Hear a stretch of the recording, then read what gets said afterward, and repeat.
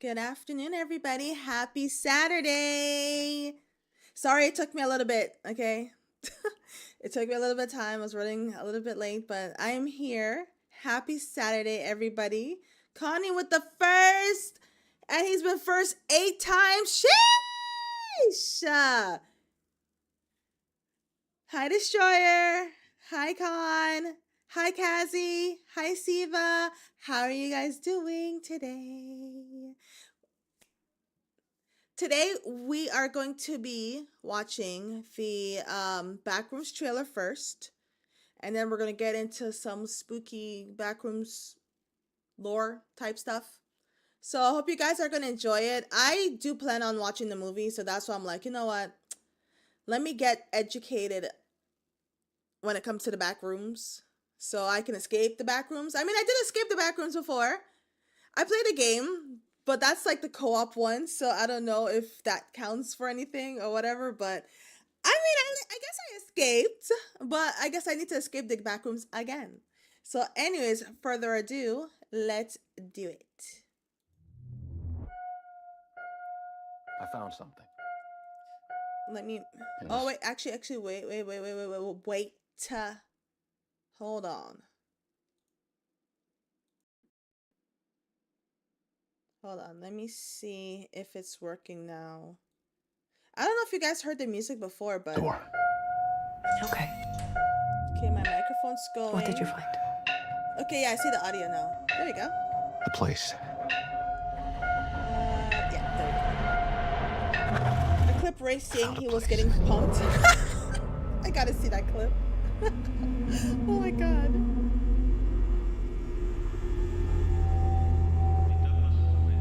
Also, I hope you have a wonderful day at work too, Kazi. And I gotta see that Ray clip. I'll check it out after stream.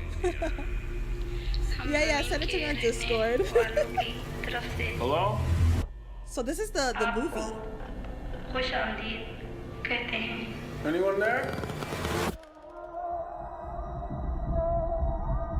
Yeah, so it just came out this Look, month. I know how this sounds, but you gotta understand, it's massive in there. I'm not saying I don't believe you. Okay, I'm gonna come back here with proof. All right, you feel me? Yeah. Follow my lead. Clark, what is this? That's what I'm trying to figure out. I've been here every night since I found the place, and I still barely scratched the surface. All right, just take it slow.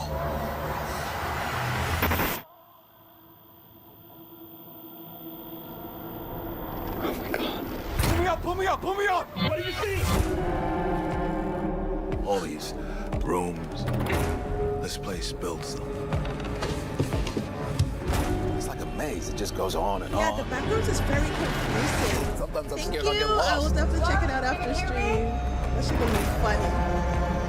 I don't understand. What is this? This is why I can't play this game by myself.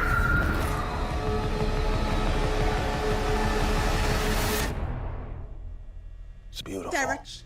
No, Am I right? no. There's nothing beautiful Hello? about this. That's me when I played Backrooms Escape Together. I saw some shit. So that is the trailer for the Backrooms movie that it's out now. Came out yesterday. It came out yesterday. This is gonna give you PTSD from when we played. Yes, that's what I was saying. I'm like, her expression here. That was me when I played it. That was me when I played it, because I saw some shit in that game that I had no business seeing. Okay, and if I have to play the Backrooms again, this is gonna be me. But child, no. Arsenal lost the Champions League. I have no clue who Arsenal is, but I hope you guys go and see. I hope you guys go and see it. Have you guys played it though? There's 50, 100 million, billion, trillion backroom games. Okay, I don't know if they're all related to each other or not, or if it's just different developers wanting in on the Backrooms IP. I still don't know which Backrooms game is the original Backrooms game, like the official game. There's a whole bunch. The one Bloody PSG. Who's Bloody PSG? Hi, Pluto. Pluto always raising me up before every time. I could take you to the back rows, but we're gonna get lost. We're gonna die.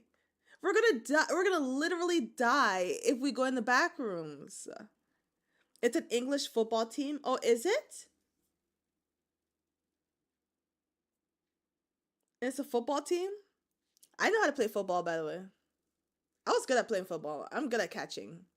On Sunday, May 12th. Oh, so his name is CZ's World. He's another fantastic content creator. I love his videos, especially his horror history ones. Like, he goes into details, child. All right, and he makes it fun. He makes it fun. So this is another horror head, so he knows exactly what he's talking about. Okay, so make sure to check him out on the Red website, because I'm dual streaming again. I'm dual streaming. On the Red website, I have his channel linked in the credits down below. So make sure you guys like and subscribe CZ's World as well. Okay. So he did a history of the Backrooms, and I thought it would be relevant because I'm like, you know what? Let's watch the trailer together. Let's get some Backrooms lore. And if anybody watches the Backrooms movie, come back with intel. I think yesterday, did it Reppy? Reppy said he watched it, didn't he? Oh, Reppy did say he watched it. So I'm gonna have to catch up because he actually did watch the Backrooms movie.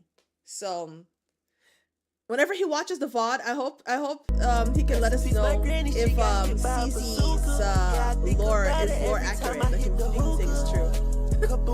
Con. Not the kaboom, kabow. Oh my god. Jesus. Thank you, Destroyer. But low-key, Destroyer, you should have just waited until after stream. Then what's put on 12th, 2019, an image was posted on the X Paranormal thread on the image board website 4chan. I'll be reacting to it, but I also am gonna be quiet in some parts that might be interesting. I haven't watched it yet because I just want you guys to get a little bit of the Backrooms lore too. The image showed a seemingly empty interior, an open space divided by identical walls covered in a faded yellow wallpaper. A dull beige carpet stretched across the floor, appearing stained and worn in places. Overhead, fluorescent lights cast a harsh artificial glow, draining the space of any warmth. And the repetition of textures and color gave the environment a uniform or almost clinical quality to it. While there was nothing overtly threatening about the image, no figures, no signs of life, and nothing to suggest anything bad had happened here, something about it felt inherently unsettling. The image was posted anonymously alongside the prompt, "Post disquieting images that just feel off." Over the next 8 hours, users added to the thread, sharing everything from landscapes to paintings to a mannequin covered in Pop-Tarts. Opinions quickly started to differ, with people arguing over what was actually unsettling and what wasn't. One user even claimed that the only image that truly captured that sense of inexplicability was the original itself. That feeling of discomfort only grew when later that same day, another Anon replied with a comment that transformed the image from strange into something far more unsettling. If you're not careful and you no-clip out of reality in the wrong areas, you'll end up in the Backrooms, where it's nothing but the stink of old moist carpet, the madness of mono yellow, the endless background noise of fluorescent lights at maximum hum buzz, and approximately 600 million square miles of randomly segmented, empty rooms to be trapped in. God save you if you hear anything wandering around nearby, because it sure as hell has heard you. Hello, Beto. How are you doing? Okay, so first of all, what caught my ear is it's called Anon. I thought it was Anon. Anonymous. I guess I pronounced words wrong. Second of all, so this is how the Backrooms was created. It was posted on 4chan. And then what? Did everybody just come up with their own ideas of what it is? Like, well, not ideas, theories of what it is. Is this how it was made? And then the creator just put everything together to make the Backrooms? If you guys know any Backrooms lore, share it as well. Share single comment would come to define the image, giving it a name. Yeah, it's like SCP. I The don't know back. what SCP is. I love how he or she Wait, SCP, wait. SCP is, what's that thing called? Cthulhu? Is SCP Cthulhu? I don't even know what SCP is short for. I'm just on No. Okay. Well, you know what? At least I tried. Capitalized Backrooms too, All as the if this person monsters. already knew I that the see. Backrooms had franchise potential. What made this different from other internet horror stories was how little it needed to capture people's imaginations. There was no long narrative, no characters, and no antagonist. Just an image with the unsettling suggestion that this place actually existed somewhere beyond the edges of our reality. Because of this viral comment, technically, the Backrooms qualifies as a creepypasta, and would go on to become one of the most well-recognized ones, helping to define a Remember creepypastas, guys? That was every fucking where. Oh my god. Everybody was making creepypasta. Holy shit. I wonder what happened. Cthulhu is mythology. Ow! So he's real? I'm scared. new kind of horror that wasn't built on narrative, but on atmosphere. To fully understand how one image became a phenomenon, the science behind why the Backrooms taps into our fears, and the journey of one anonymous post to multi-million-dollar Hollywood movie stardom, stick around to the end of this video. All I know is when I played the game, I'm sorry, that shit's fucking scary. I Welcome hate to that Horror game. History. If you're not careful and you no clip out of the normal part of YouTube, you end up on my channel. And if you don't subscribe, you don't make it out of this video alive. You heard that? Okay, if you didn't see my creepypasta You heard that? If you don't subscribe, you're not making out of this video. Y'all gonna get stuck in the back rooms. Well, actually, I think it was made by Lovecraft. Oh, I don't know who Lovecraft is either. A poet? I'm trying, okay? horror history episode, you're missing out on a good episode. But Oh, yeah. See, he has creepypasta videos. So if y'all like Slender Man, I know who that bitch is on the right. That ugly ass, goofy ass looking ass bitch. Jeff the Killer. I don't understand how people was even scared of Jeff the Killer. He looks so fucking goofy and stupid. What does he used to say? Go to sleep. Go to sleep. Well, what's scary about that? I'm scared of horror games and shit like that. But even like me, I would fight him. I'd win. here's what you need to know. Creepypasta is derived from copypasta, a text phrase commonly copy and pasted around the internet. So a creepypasta is essentially a horror story that was shared in that same way. Many of these stories made their way to creepypasta.com, which became a central hub for the There was a genre, website? where writers could trade tales of terror and internet-era urban legends like Slender Man, Jeff the Killer, and the Russian Sleeper. Get him out of my face! Like traditional folklore, they rely on narrative to build suspense, often written in the first person to make the events feel more convincing. Most of these stories tend to expand into multimedia through what I call open source canon, when an entire community contributes to lore and world building rather than a single author. Wow, that's This can pretty cool include for building on the writers. stories themselves, artwork, short films, animations, or cosplay. Oh, I've seen that Sonic stuff. Yeah, those can be hit or miss. But when it comes to the Backrooms, I'm not sure there's a single example of another creepypasta where the initial text was such a small part of the sensation that would follow. The Backrooms doesn't follow a conventional narrative, there's no series of found documents to give a sense of structure or realism, and not a single character.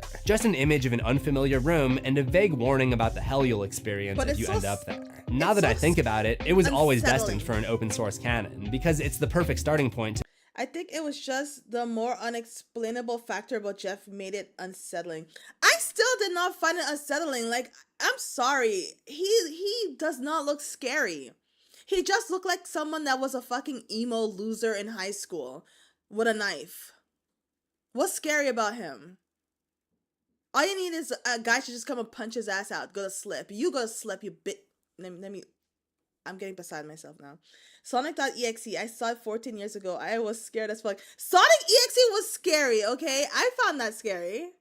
I don't know why. It's just something about Sonic's mouth getting stretched to the, like, wide with teeth. I don't know. No, it's not about the looks. Well, maybe for people, but for me, it was about the looks. I could not take Jeff the Killer serious. I'm sorry. Slender Man has no face, and he scares me more than Jeff the Killer ever did and ever could.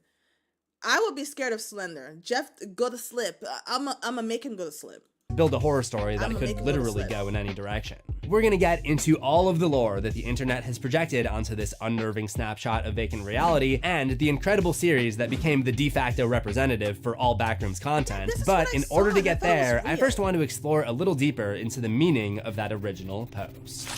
Okay, well, he's gonna explain it.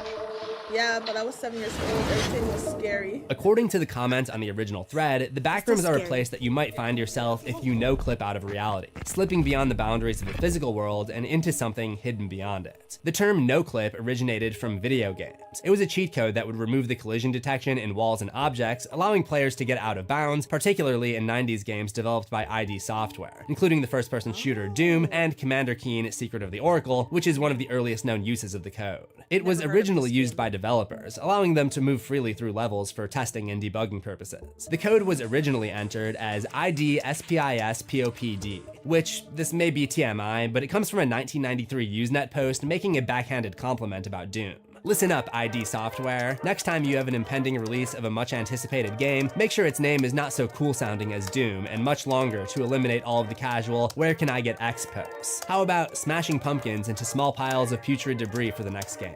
So Spiss Popped became kind of an in-joke in the community, and ID Software acknowledged it by making it a cheat code in the game, allowing you to move through objects. cool. This action became known as an ID clip, which eventually gave way to the more common the term developers no to clip. do that. The term is still relevant today because speedrunners will often search for areas where developers forgot to add collision detection and exploit them to get to later parts of the game sooner. These days, most people just call it clipping. Let me show you a clip of clipping from a game where you play as a seafaring clipper.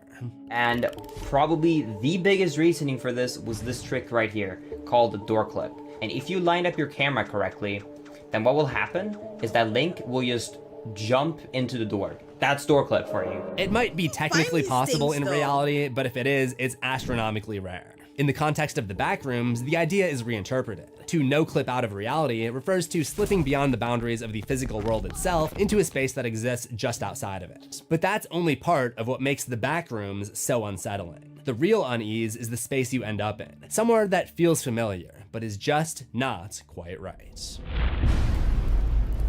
Oh, that's scary. There's Yeah, I know, something but, about like, how do discovering they obscure find things those on the things, internet, though? which might be part of why concepts like the backrooms became so popular in the first place. Which actually brings me to today's sponsor, Whatnot. Whatnot is the #1 live stream shopping app where you can buy collectibles, horror merch, retro games, trading cards, movies, and a ton more through live streams and auctions in real time. You can join live auctions, support small businesses, and if you see something you want, you can instantly swipe to place an offer or buy it. It feels I'm gonna get the baby. I'm gonna get the baby shoes for you guys. Not Whatnot. What do you mean not Whatnot? I was just trying everything. Oh yeah, that child. They must have no life to find those clips. I'm gonna get you guys the baby shoes though. By the way, I think it'll fit y'all. Y'all feet so small, and you guys are so cute and petite.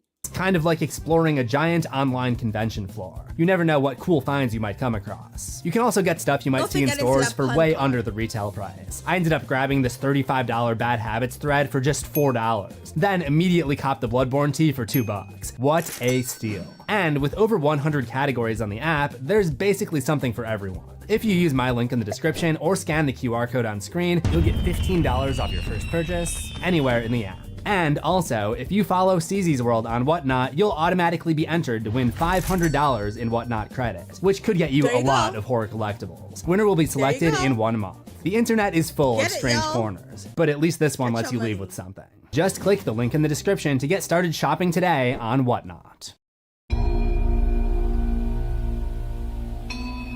The word liminal, which comes from the Latin limen, meaning threshold or crosspiece, describes something that exists in a transitional or in-between state. Liminal can refer to emotional states, where a person experiences a transitional period in their life, such as a divorce, grieving period, or career change. Or, as unemployed people trying to impress a date put it, I'm in between jobs right now. So naturally, okay. liminal spaces are places that occupy the space in between. In architecture, these are lobbies, hallways, stairways, that little area in the movie theater where you make sure your phone is on silent and sometimes give back the 3D glasses. These spots are known for being places that are non-places, passages that don't really have unique character. There's nothing inherently threatening about these spaces, but since we're used to just passing through, stopping to examine them can start to feel a little unsettling, since it's not how we're used to perceiving them. But in 2016, the definition of liminal space was expanded, and people began using it not only to describe a place in between places, but a place in between states.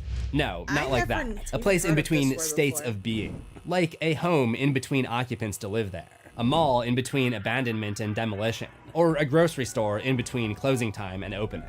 Some such Okay, so if that's what grocery stores look like when they're during closing time, yeah, no thank you. I'm just gonna have to shop only.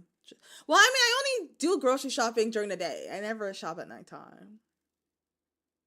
Anyways. Environments can naturally create feelings of horror or creepiness. According to Stephen Kaplan of the University of Michigan, a space can create the feeling of mystery when it suggests something is there, but doesn't give you enough information to understand what it is, pushing your brain to explore.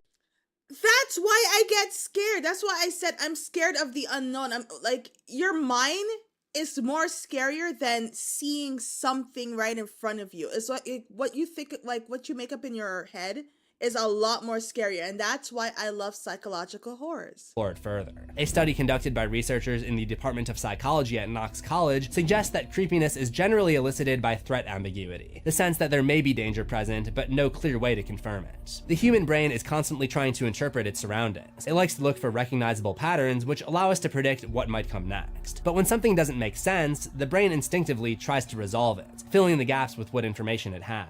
Our brains will often prepare us for the worst as a means of safety. In that sense, a liminal space offers us just enough detail to feel familiar or recognizable, but still leaving us with that feeling that something is seriously off. That sense of familiarity, combined with something being subtly wrong, is similar to the concept referred to as the uncanny valley, a term coined by Masahiro Mori in 1970. This is the hypothesized idea that there's a correlation between how human-like an object appears and our emotional response to it. Essentially, the more an object, like a robot for example, appears human-like, the more appealing and cute they become to us, but only up to a certain point. Once they become too realistic, our response changes and we often begin to feel unease or even revulsion towards them. This is known as the uncanny valley. That's often I have never known what the meaning of uncanny valley was until now.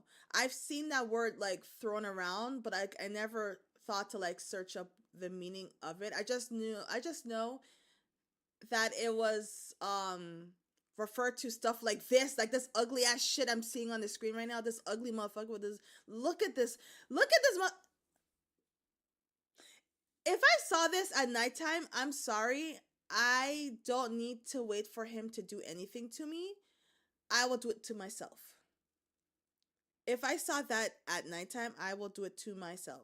Because this is why I'm like, okay, yeah, uncanny valley is like this ugly, weird looking, freaked out shit. considered to be the reason so many people find some puppets, clowns, or dolls so creepy. Characters like Wall-E or Pikachu are styled to be just humanoid. Yeah, Pikachu's uncanny valley to me. Hot take. Pikachu's ugly as fuck. I hate this little rat. I don't care. I don't care. I love Digimon so much. Okay, maybe when I was a kid, I thought Pikachu was cute, but now that I'm older, I hate this little bitch. What really? What do you mean he is cute? He is not cute. He's stupid looking. Look at him. Where's his neck? Where is his neck? Bro don't got no neck. He's just body with a face. That's uncanny valley. Well, he is stupid but not ugly. But he is. Look at him. Isn't that considered uncanny valley? He's just a head. He's just a body. He's not even a head. He's just a body. Like, he's not even like proportionate. Uncanny valley doesn't mean ugly. It means ugly to me. And Pikachu's ugly. And he's just weird looking. Like, it's like a bean. He's like a bean. But isn't that considered uncanny? Because he's like a bean. It's like a bean with ears and a fucked up broken ass tail and claws for feet and arms. The uncanny valley is a psychological and aesthetic phenomenon. It describes the unsettling or eerie feeling people experience when faced with humanoid robots, AI avatars, or animated characters that look almost exactly like a living human, but fall just short of total realism. Pikachu's right here! Exactly! it's giving me an unsettling and eerie feeling. I hate this. Enough to be considered cute or safe. But something like Telenoid, a communication robot designed by Hiroshi Ishiguro, or Sophia, a humanoid robot developed by Hanson Robotics, crosses that threshold. They're close enough to resembling a real person that it feels unnatural when they don't move or maybe not to y'all because y'all like Pikachu, but for me, I hate that little bitch. It's all about Togepi. That's the only Pokemon I will say is cute, is Togepi. I can't with Pikachu. I can't. And I never will. And I still do not understand why Team Rocket spent decades trying to get Pikachu when there's stronger Pokemon, better Pokemon, proportionate and uncanny valued Pokemon. Okay? That's what I thought. express themselves as we would. Hell, Alan, it's fine. I knew I was gonna do that. You're fine. Let's just go kill the boss's wife. A similar idea can be seen in something known as incongruent affect, where a person's verbally expressed emotions and their physical expressions do not line up. I've talked about this in my Pennywise and Michael Myers episodes to explain why audiences find these characters so unsettling. Michael's blank, emotionless mask doesn't fit the horror of the violent actions he commits, while Pennywise's playful, friendly exterior hides a dangerous predator and feels out of place in the sewer. They're characters that have the appearance of one thing, while their actions suggest something far more sinister. But unlike the Uncanny Valley, incongruent affect can be applied to— Wait, isn't that, can't you describe that as me? Like when people see me, they're like, oh, she's so cute and she's so this, and then when I start talking and I start swearing, people's like, she swears? She loves horror movies, but she's scared of them? You would be Lopunny enjoy. Actually, listen, okay. Guys, I am not fake. Okay? I'm not fake. I do have Pokemon Go on my phone, and I do have that Pokemon, you know?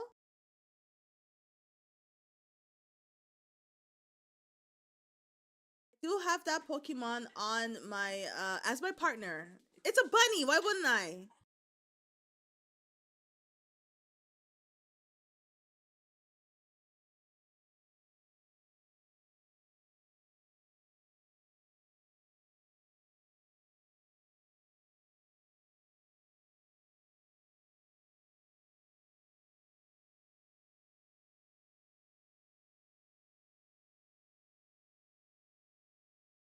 Hey Rose, also I didn't know you watched and did reaction videos, especially to CZ's World. Do you know CZ's World, Aries? And hello, happy Saturday.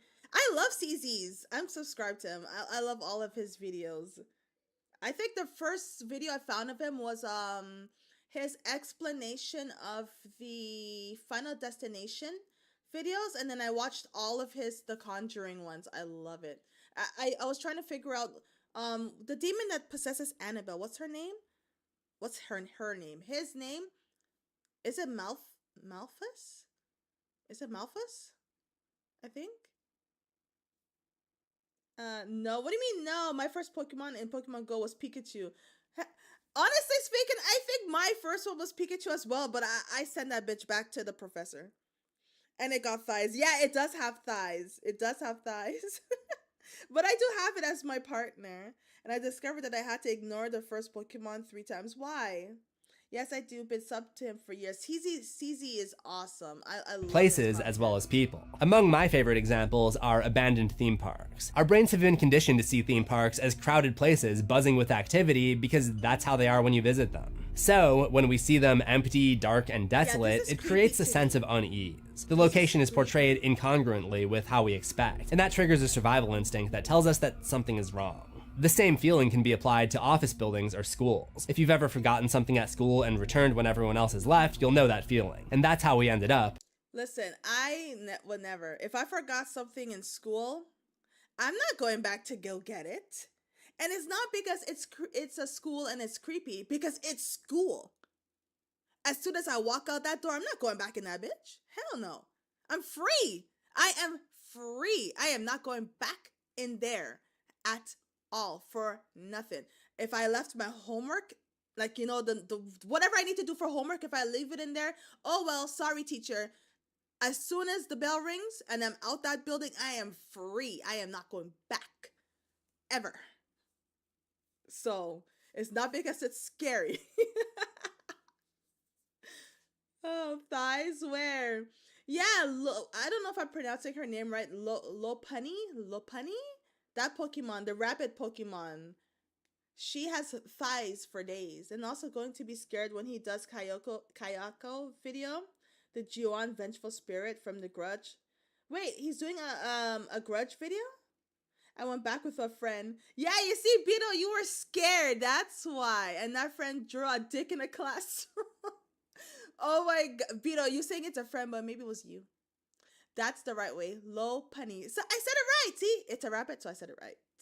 With the Backrooms. I think the Backrooms resonates with so many of us because for the majority of people in modern society, office jobs are kind of the default, and most of us have an experience with what an office building is supposed to look like during work hours. You may think that as a YouTuber, I am not one of those people, but in college, I did intern for a production company called After Dark Films, which was really my only office desk job. But actually, the last job I did before going full-time on YouTube was taking inventory for large post-production facilities. So I was basically going through these office buildings and cataloging items. It makes you appreciate how much of a company's value lies in its stuff. Sometimes we would go into floors that had been vacated for remodeling or something, and it was exciting for me because A, less work because there were no items to catalog, and B, it gave off kind of an eerie feeling, like getting out of bounds in a video game or sneaking into a closed mall. And I like spooky things, so that part was cool. I always wanted to play hide and seek in one of those buildings, but the boss unfortunately never let us. So yeah, then I became a YouTuber instead. As the Speaking of which, when he said hide and seek, have any of you played Manhunt in real life?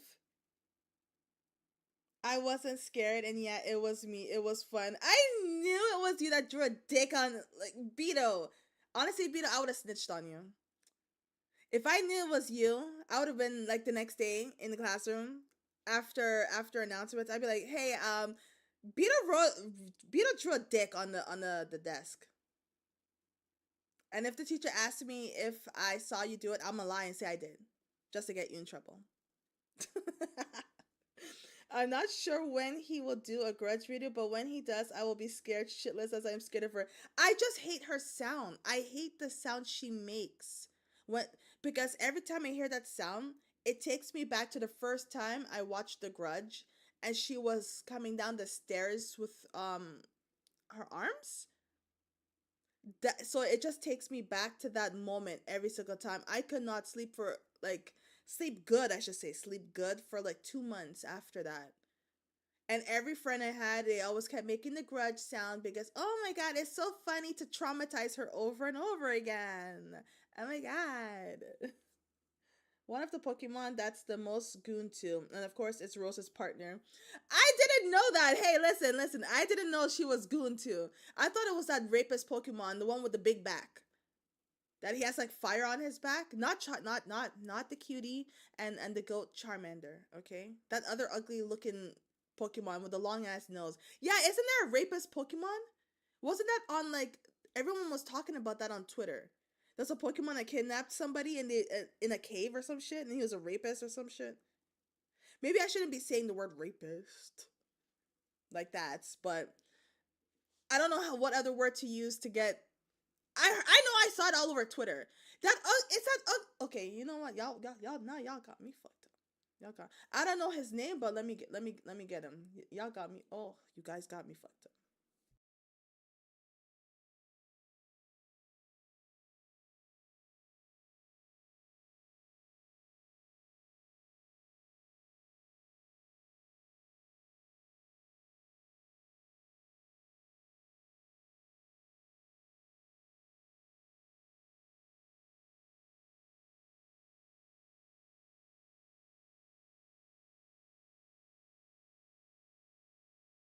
Okay, I found it. I don't know. I still don't know his name, but I'm sure you guys are gonna know when you see him. Image. Let me see. This ugly fucking big back ass Pokemon.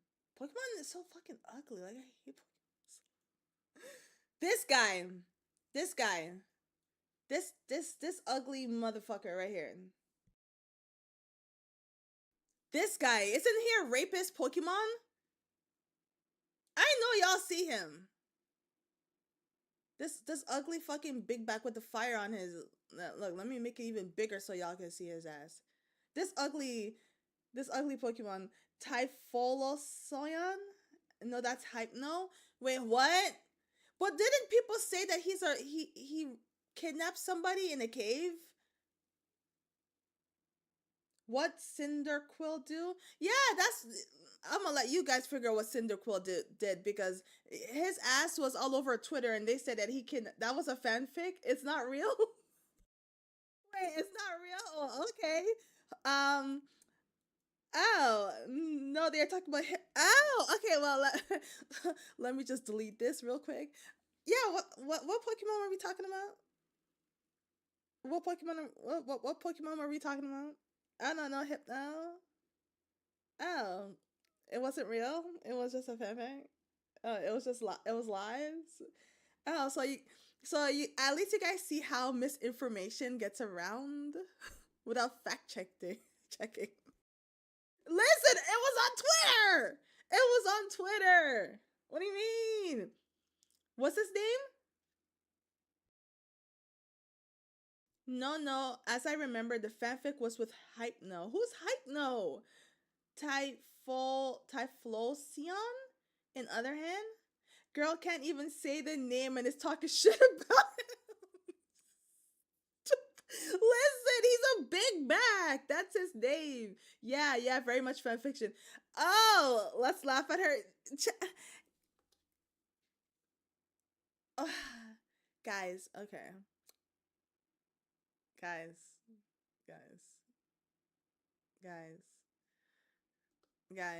I'm sorry. I'm sorry. I guess I am sorry. I'm sorry. I'm sorry. Listen, Nintendo, the Pokemon company, Pokemon fans, I'm sorry. I'm sorry. I thought that Big Back was it was on Twitter. It was on Twitter. It was on Twitter. Because Twitter is such a reliable place of info. Guys, hypno.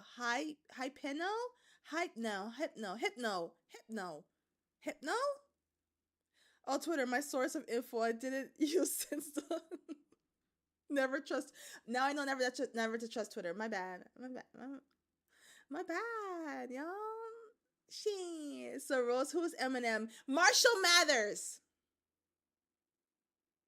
And hasta la vista, baby, is Arnold. I don't want to say his name because I can't pronounce it properly, and people might think I'm, you know what, and I'm not. Okay, let me get my ass back over here so we can continue. My bad, y'all. I said sorry, okay? I said sorry to the Pokemon fans, alright? So don't kill me, y'all. Don't kill me. Don't kill me, please. Concept has grown, liminal space has become something of an art genre online, with communities like r/liminal spaces broadening the term to include streets, theaters, libraries, and swimming pools. Places that aren't traditionally considered transitional, but still carry that same unsettling feel.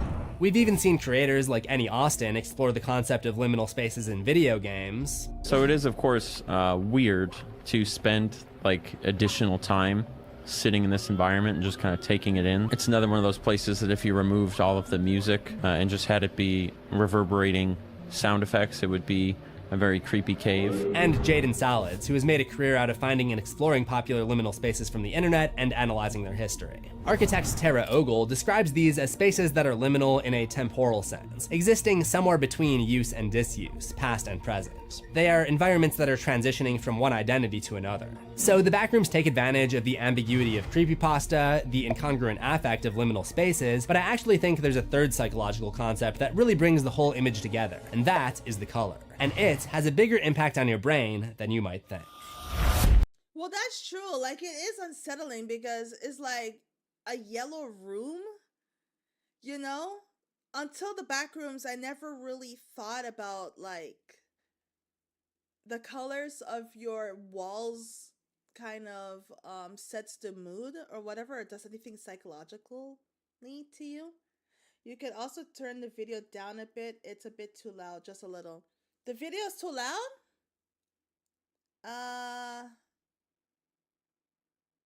on.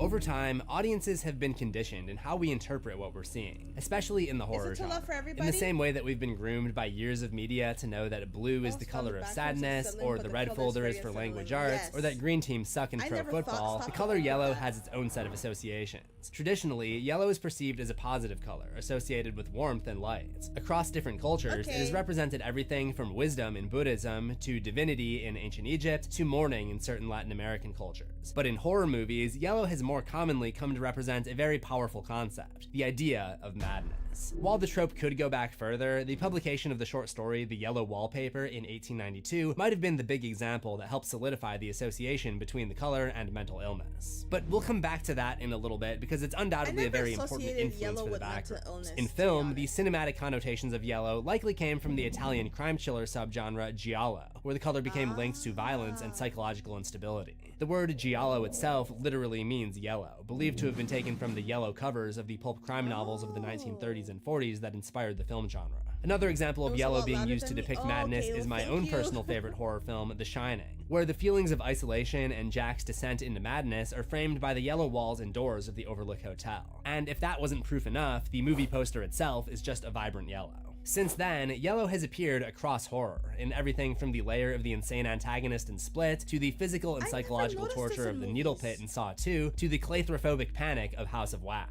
Perhaps one of the most effective uses of the color can be found in Texas Chainsaw Massacre, where the use of yellow creates the sense of oppressive heat, decay, and discomfort.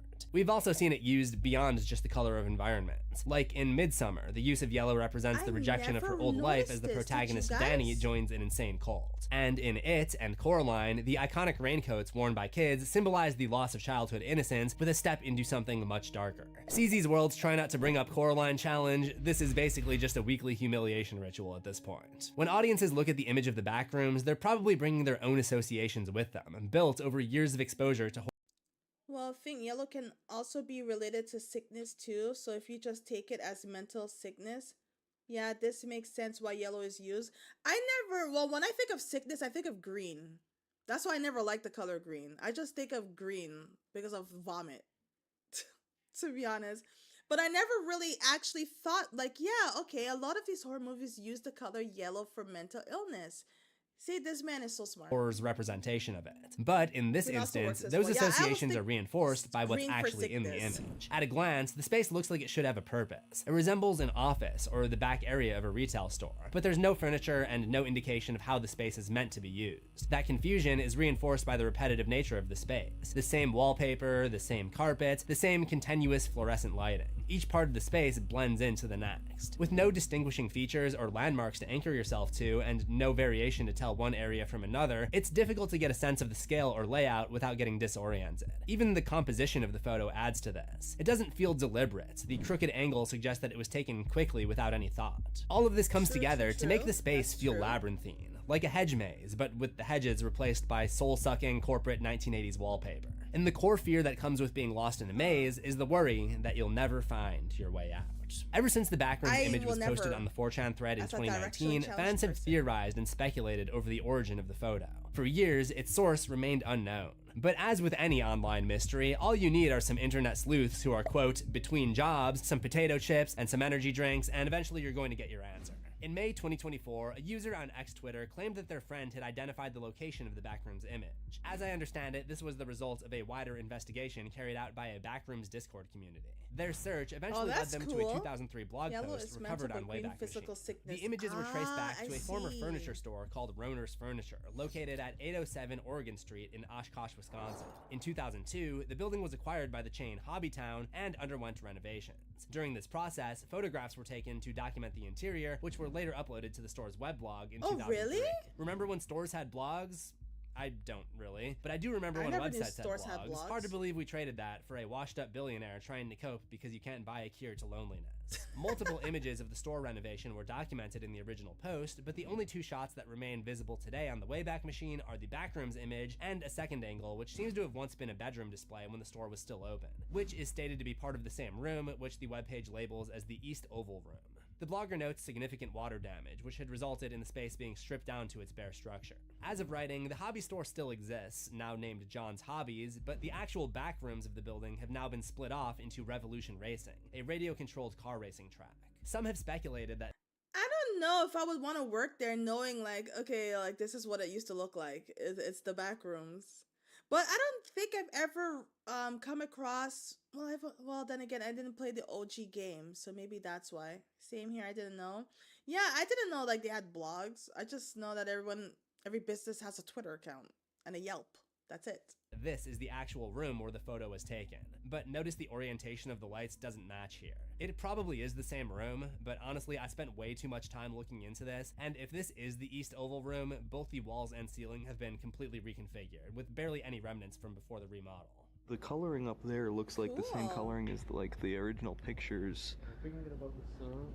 I don't know. Many have tried visiting to piece it together, but despite the location of the original image being identified, there's still a level of mystery. No one seems to be able to figure out exactly where the famous room was within the space. And I kinda like that about it. It maintains the fantasy that the backrooms really do exist outside of our reality. And the location is not the only thing about the backrooms that is disputed. While most trace it back to the 2019 4chan post, some believe that the idea may have existed long before that. On the r/backrooms subreddit, a post titled "I swear the backrooms are from before 2019" features multiple users, claiming they remember encountering the concept years earlier, some as far back as 2009. In May 2024, a Blame It on George tweet claimed that the earliest appearance of the image was from a now archived thread on 4chan, allegedly posted in March 2011. However, all we have is a screenshot of the alleged thread. There's no verifiable evidence to support this claim. And even if it were confirmed, it might not. When did you guys hear about the backrooms? I swear to God, I feel like I've heard about it only now. Like what?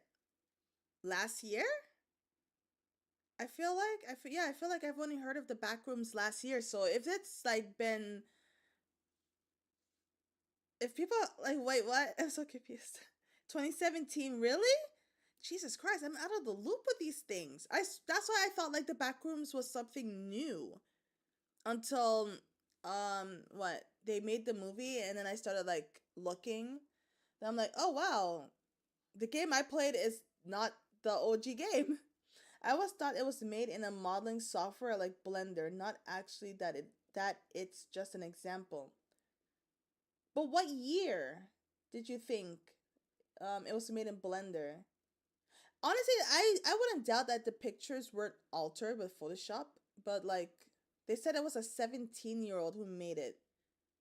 So unless he's good at Photoshop and stuff like that. Proved that the backrooms story and the phenomena around it ever predated the post in 2019. While the photograph was taken on June 12, 2002, according to its metadata, the idea of the backrooms as a creepypasta didn't happen until much later. Google Trends supports this, as it shows no recorded use of the term backrooms prior to 2019. That's not to say it's impossible that the image or the idea appeared earlier. It's plausible that the image got shared around, but never received a proper name that stuck.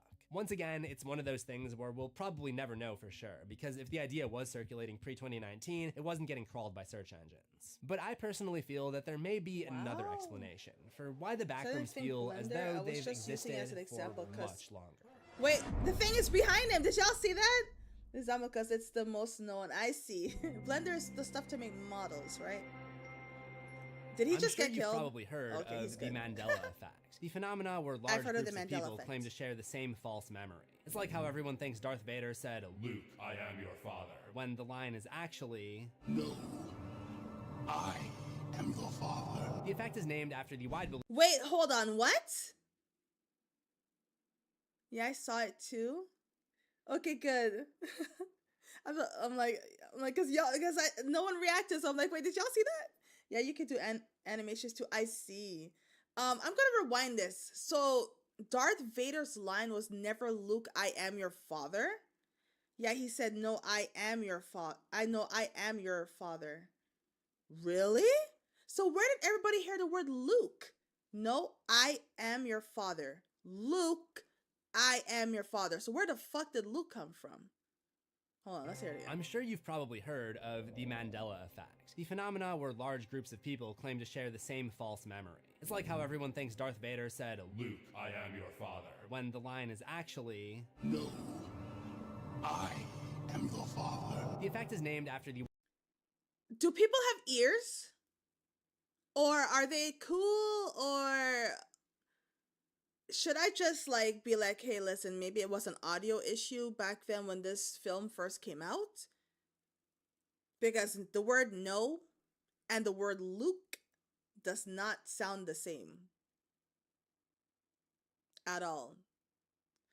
Is it possible that it could have just been like lost media? Like when it was originally aired, the line was Luke, I am your father. And then I don't know why they would alter it later on for decades after and they took out the Luke name.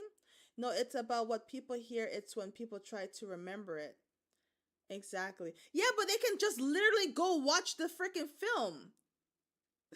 They could just go and watch the film and be like, oh yeah, he didn't say Luke. It's just no. Huh? It's more people memory not hearing. I see. I see. That is so crazy how the Mandela effect is. And I feel like it's happened to me before. I swear to God, I feel like I remembered something and then I went back years later to look it up and I'm like, but I swear this was in that. Wide belief that crazy activist how the Nelson brain Mandela died in is. prison in the 1980s, when in fact he lived until 2013. There are several What? theories about why this happens, ranging from psychological explanations to crazy conspiracy theories about alternate realities bleeding into our own. But the most sensible theory suggests that it could be the brain simply filling in memory gaps with the wrong info. For example, there was a documentary about a different activist who died in prison, and after 30 years, a lot of people misremembered that and thought it was Mandela. And this can be heightened by people sharing their own mistaken memories, which can then alter other people's memories of the same thing. And even though I accept that the Mandela effect is a psychological phenomenon, I can't deny that I do have the cornucopia Fruit of the Loom logo in my memory, but it was apparently never used by the company. In the case of the Backrooms, the same principle may apply. The image feels familiar because it resembles environments that we already recognize, such as offices and hallways, and the trend of posting liminal spaces in general was started a few years earlier in 2016. I swear, everything cool goes back to 2016. Also, the idea of the Backrooms isn't entirely unique, as it draws from similar horror tropes or stories about being trapped in another dimension or altered space. All of this kind of adds together to give some people a strange sense of deja vu when they encounter the Backrooms, which only adds to their infamy. But I don't think we'd still be talking about the Backrooms if the phenomenon ended there. For as long as stories have existed, audiences and fans have found ways to build on them, whether it's fan art, fan fiction, or reinterpretation. And when something proves successful, there's usually someone wanting to capitalize on that by creating something derivative of the original. But in most of these cases, there's a clear original creator or author who controls the limits and rules of the world and who decides how the story develops. Which is true. And this is the idea that we recognize as canon. For example, the 10 Saw movies published by Lionsgate are considered canon, but that steamy fanfiction about a Tumblr user getting trapped in the glass coffin with Detective Hoffman doesn't qualify as an official part of the story. However, what we're seeing more and more with internet creations is that there is no officially recognized rights holder. The original Backrooms post and comment were both anonymous. There was no authority to say what was or wasn't true. Oh, which meant that almost immediately, the idea was opened up to what I call open source canon. Online communities started to form around the concept on dedicated Backrooms threads, and the idea began to evolve into something much larger. What was big in the community when I was most interested in it was the idea of creating additional levels or floors of the Backrooms, with some of them inhabited by hostile creatures and entities. It takes that idea from the OG comment, God save you if you hear something wandering. That's what I was like, isn't the Backrooms, people are saying it's made by a 17-year-old, but he's telling me like OG Backrooms is not made by anybody. That's why I still remember the line as friends got confused about the line and we watched it, they were shocked. That was indeed insidious. Yes, yay! See? I watched it so many times, I can tell. See? I wonder if they took inspo from The Evil Within. It has a lot of fan stuff like SCP. I see. But But if going by the picture, Backrooms was like what? Made back, well, if it didn't have an official like title, but the picture he said dates back to 2002. So isn't the Backrooms older than Evil Within and SCP? Isn't it not? Around nearby because it sure as hell has heard you, and as with any IP that expands past one entry, as the lore expanded, it created a divide, with the fandom ultimately breaking off into two groups, those that embraced the new lore, and those who preferred the simplicity of the original concept. A new subreddit called r/TrueBackrooms was created by a user named Lithy, which asked its users to follow a strict guideline of what constituted a backroom, including no monsters, humanoids, windows, or levels. The backroom purists, if you will, which I get, but it is kind of funny to me. There are purists in a lot of things that I'm interested in, whether it be 90s Weezer fans or people who think that YouTube died when Google bought it back in 2006. But true backrooms Wait, was created on May hold 29th, on. 2019. Wait. Guys, it took. Wait. Despite the divide, the expansion continued. No. Despite the divide, Go people who back. think that YouTube. This is what YouTube used to look like?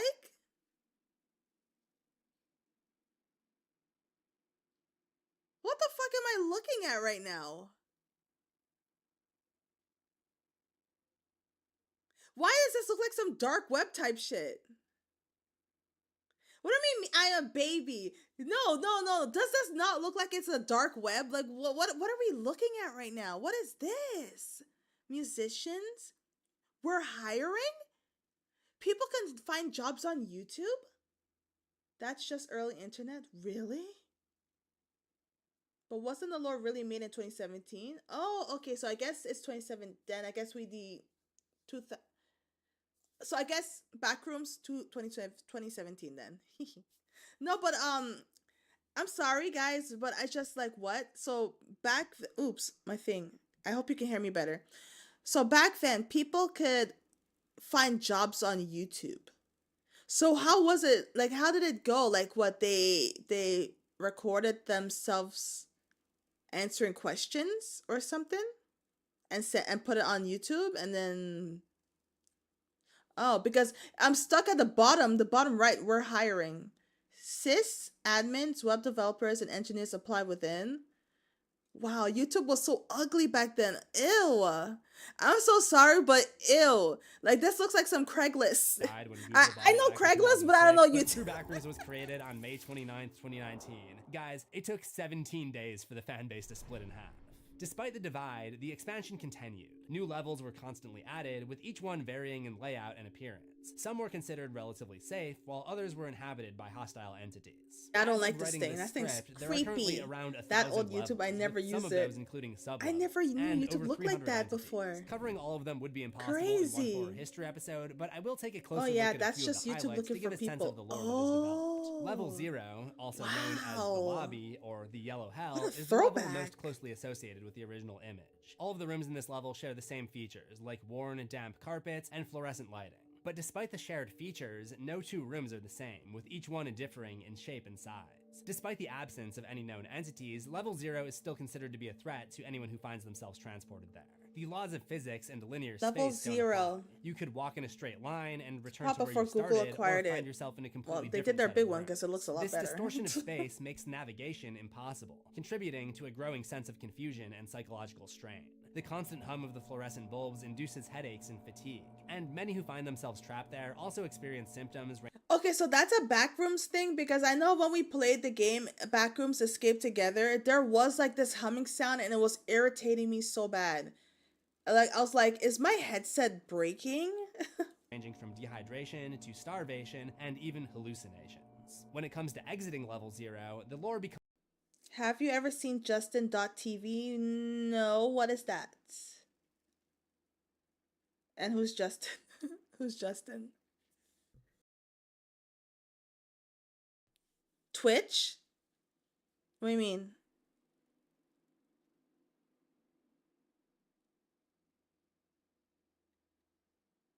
Wait, what do you mean? Why did you just say Twitch? You didn't say anything after that. What? Justin.tv is on Twitch? Is that a creator? It's what Twitch started as? Wait, are you joking? Wait, hold on. Wait, what? What? How did we go from Justin.tv to Twitch.tv? And who's Justin? Listen, people's gonna look back and they're gonna be like, oh my god, this girl is so ignorant. She's just so stupid. But listen, not all of us live our lives on the internet, okay? The founder. Ah, so he put his own name on the website. Yeah, before Twitch, it was called Justin.tv. Wow. Or like co-designer or some. Ah, I see. That is, I never knew that.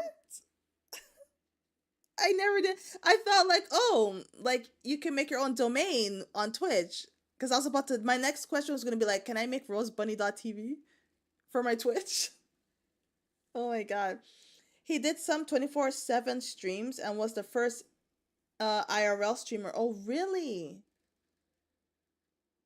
Y'all, I be using websites and I don't know the lore. Okay, no, not the lore. The lure behind them. That's why I love y'all. Y'all are so smart and y'all educate me. You see, so anybody who is gonna come here and they're gonna be mad. Oh, she's so dumb. She's so dead. Guess what? Buddy Squad is putting me on game. All right, they're giving me the tea. All right, so I'll know better. Becomes a little more confusing. Like that big back rapist ass Pokemon. Some interpretations suggest that if you wander far enough, the space will begin to transition into another level. Others describe throwing yourself through a flickering wall and collecting parts to repair a ladder that you then climb to retrieve a key. Level 11, I don't remember if previously we known had as to do the Endless that. City or the City That Never Sleeps, used to be one of the safest levels. Instead of tight, I don't enclosed remember this rooms, level. It opened up into a cityscape resembling Chicago or New York, and containing unreachable landmarks from any number of American cities. I guess It was it's one of in the the most OG habitable game. areas of the Backrooms, filled with streets, apartments, skyscrapers, and public areas. But due to the lack of conventional physics, the buildings can connect in impossible ways, buildings can glitch, and staircases often lead to nowhere. The city exists in a constant state of daylight, which seems to affect the rare entities that may be encountered. Usually the leading ladder's them just to an behave exit less now? aggressively. They include entities like facelings, faceless humanoids with only a smooth layer of skin where their facial features should be. Kind of like those generic cutouts Ew. that I sometimes use in my videos when I'm just looking to depict just like a generic archetype. Ew. There are also hounds, aggressive quadrupedal humanoids that Oh appear yeah, docile I remember this. I remember this thing. I screamed my soul out of my body when I saw this disgusting fucking. Oh my god! Remember, and it had me stuck in the what's it called? I think I was in a corner. I was there for that. Yeah, I think I was stuck in a corner. Oh my god, I hate this earlier levels that thing. now act as And it's so pedestrians that uncanny are not to valley. But around It's so 2021, uncanny valley. later additions to the lore describe an event where a religious faction known as the Church of Tiana launched We used an the assault on redeems the to city. scare your After ass. just 16 hours, the level was left Y'all are completely so destroyed. fucked up It's for renamed real. the Ruined City and no longer What the fuck is considered that? Not- That's the dog thing in the back rooms. It has like a human goblin face and the body of a dog, but like feet like human, like the, and it's scary. Like the sound it makes. Oh my Not all of god. the level stuck to the calm, disquieting atmosphere of the original Backrooms image, though. Like many things in internet horror, some of them got a little bit influenced by FNAF. Wait, what does FNAF got to do with the back rooms? What the hell? FNAF is in everything. Like holy shit. And I wasn't there for that, so I wouldn't have Also known done as that Motion, at all. combined I think that was when I had just debuted, I think. Yeah. Con. childhood nostalgia Rose's with paralysis women demon? horror, What do you presented in a mean? dream-core, early cartoon-inspired style. Hydrate? The Okay. environment consists of rolling grassy hills, a small town, and a large floating castle positioned in the distance. Thank you. No, it was before VTuber days. Was it really? It feels kind of like the background area in a Mario See, Kart I track forgot. that you're supposed to see in the distance but never get close to. The bright colors and simplified shapes give it a distinctly animated look. Closer How to could I have something you might forgotten? associate with children's television, like the Nightmare Fuel Teletubbies. Uh-oh. But if you want to know more about that, you gotta see my video on Teletubby horror. Yes, that is a real video.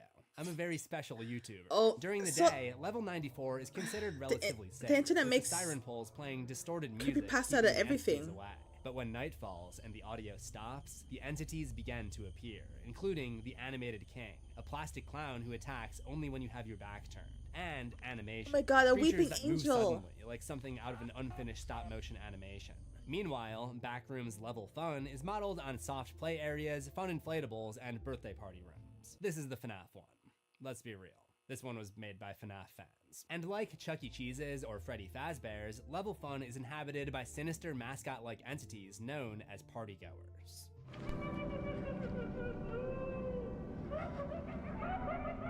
Don't mind us. Yeah, okay, so the one on the right is what I remembered. This level was so hard because it would turn dark. Like all the lights would go off and you have to navigate in the dark, and I think you have to blow out the candle. This is so uncanny. Yes, this is so uncanny valley. It's just me partying with all my friends.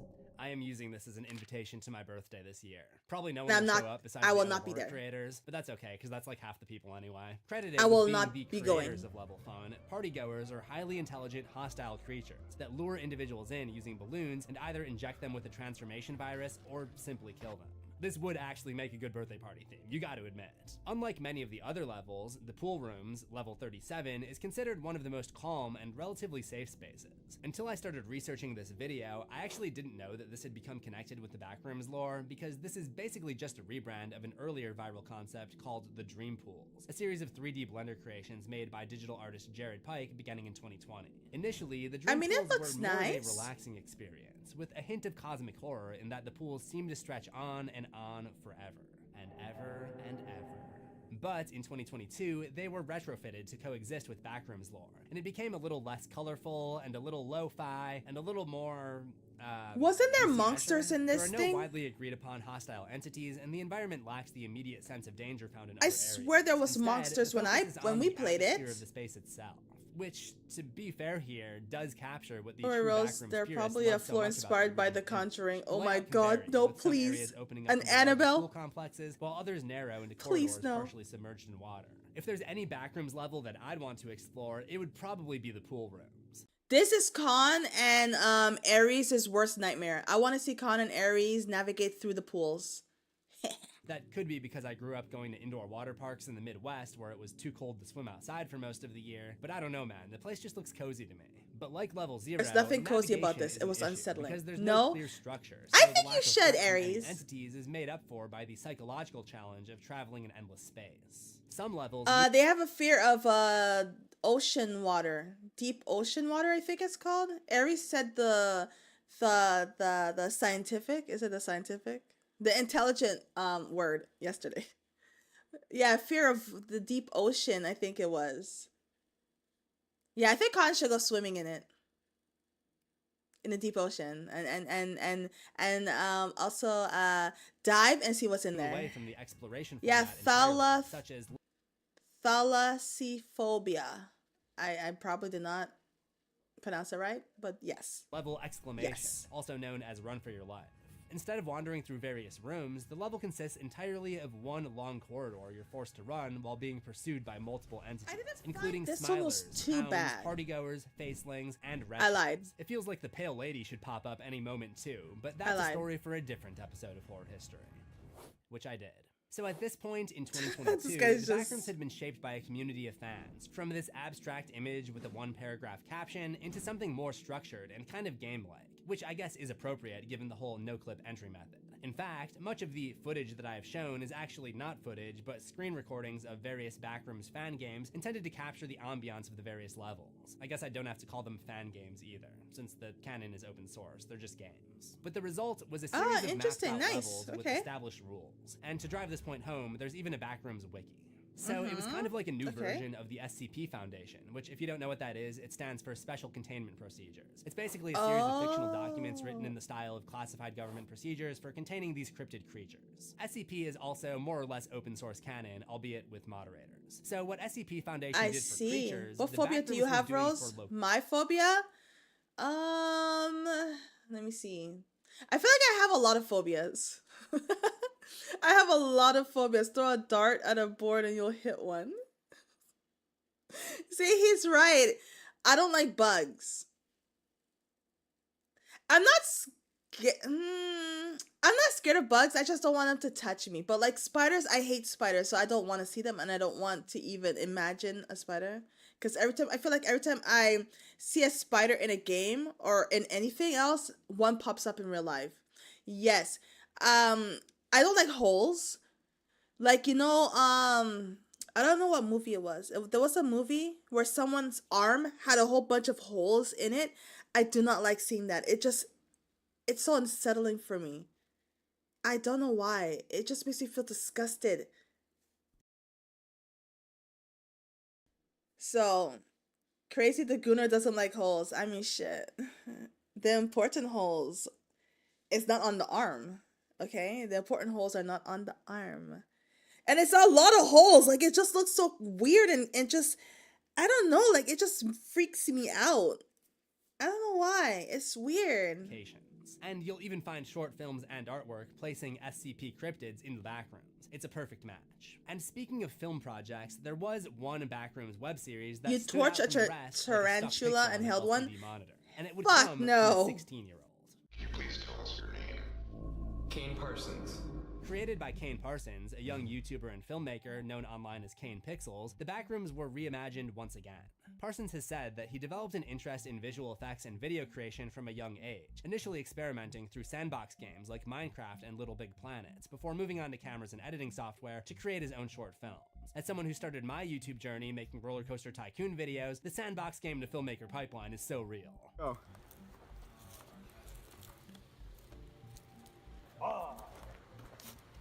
That was the Backrooms. As a teen, Kane got into visual Oh, that's effects so and worked on a few videos for cool. Nathan Barnett, also known as Dad on YouTube.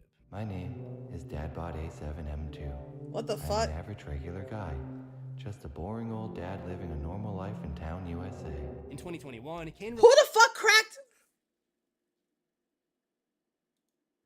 Who the fuck cracked that? Ladies, we don't got standards anymore. He's bald. Okay, forget the baldness. He looks creepy. He looks uncanny valley. He looks uncanny valley. Ladies, please. Y'all cracked? Y'all must like the murderers. Town, USA. In 2021, Kane released a series on his channel called You know Project you would? 209, intended as a No! spin-off of the Surrealist Dad series, where Kane plays himself, forced to do VFX by a surveillance state. He also adapted the manga series Attack on Titan into a pseudo-documentary that was styled as found that's footage cool. resembling early 20th century war recordings, which makes the Titans Wow. look even creepier than they do in the anime.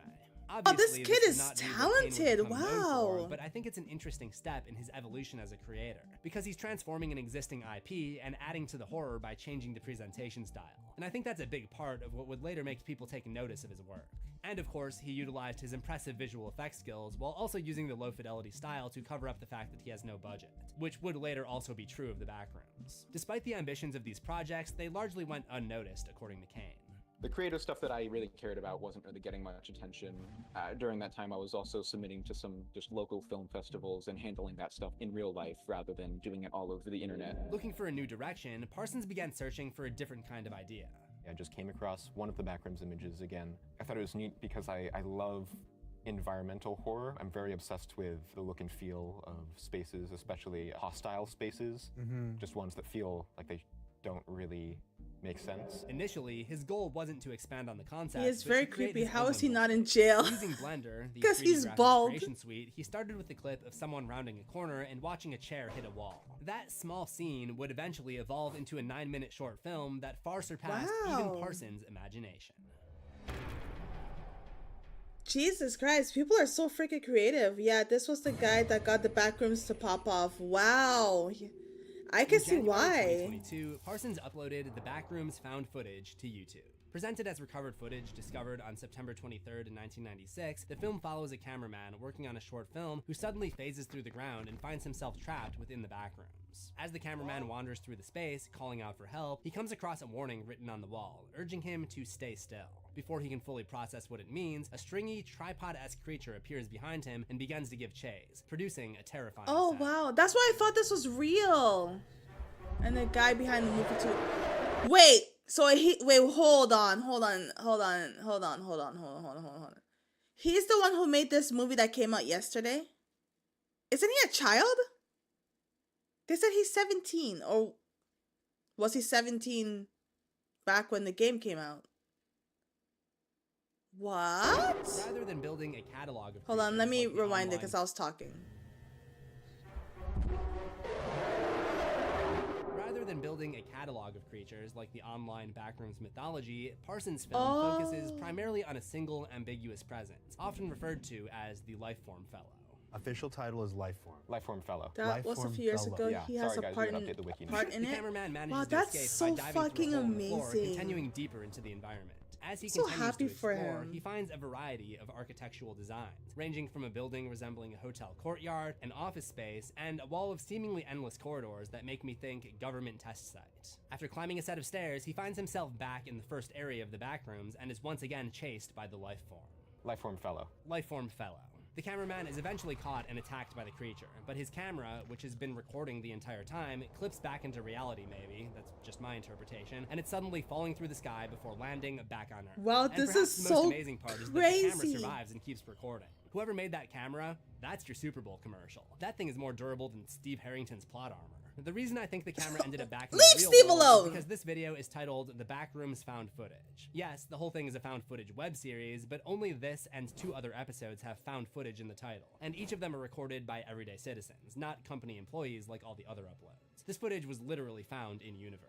In the days following its release, the Backrooms found footage began to circulate within smaller online communities. Initially, much of its audience came from those already familiar with the Backrooms concept. But within a couple weeks, that audience began to grow and the video went viral. As of writing this script, the upload has over 75 million views. So the first few days were probably a bulk of the viewers were Backrooms wiki fans, people who are already Yeah, the very Steve familiar with shade. the Backrooms. It just started snowballing. People wanted to hear what it was about. People started sharing it. A few days in, there were some channels reacting to it, and it was just unique enough that people wanted to share it around. But rather than having his head turned by the dizzying highs of a rising view count, Kane began to work on the rest of the web series, something he had a clear idea of from the very beginning. Unlike the established Backrooms lore online, this was not going to be a very collaborative creation. It's basically his own take on the Backrooms concept with its own canon, separate from the existing community. Over the following 12 months, he began releasing additional episodes, each one expanding on the same world, but doing so Jesus through credits, Christ. allowing us, the audience, to fill in the You gaps. see, he between might not be the episodes, OG which creator, does seem but he was the appropriate, one since from to the bring beginning, it Backrooms has always been mainstream. about the Yeah. community filling in gaps in information. We're introduced to a That's, company known you as gotta be Async creative to Research do stuff Institute, like that. a business that makes MRI machines who accidentally discovered how to open a gateway into the Backrooms using their magnetic systems.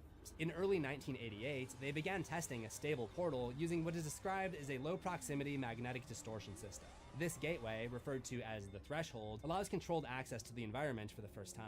Ivan Beck, the vice director of Async, hoped that the existence of this pocket dimension could offer ample amounts of storage, residential living spaces, as well as industrial space and corporate office space. Beck stated in a press conference that the project could save billions on property construction and management. This quote subtly implies that the Backrooms Wait, so he made themselves were this? discovered, Or this not is, designed like, by true? Async, and that idea would be the impetus for future episodes. From He there, made the series this, follows Async's exploration lore of the for it? Backrooms.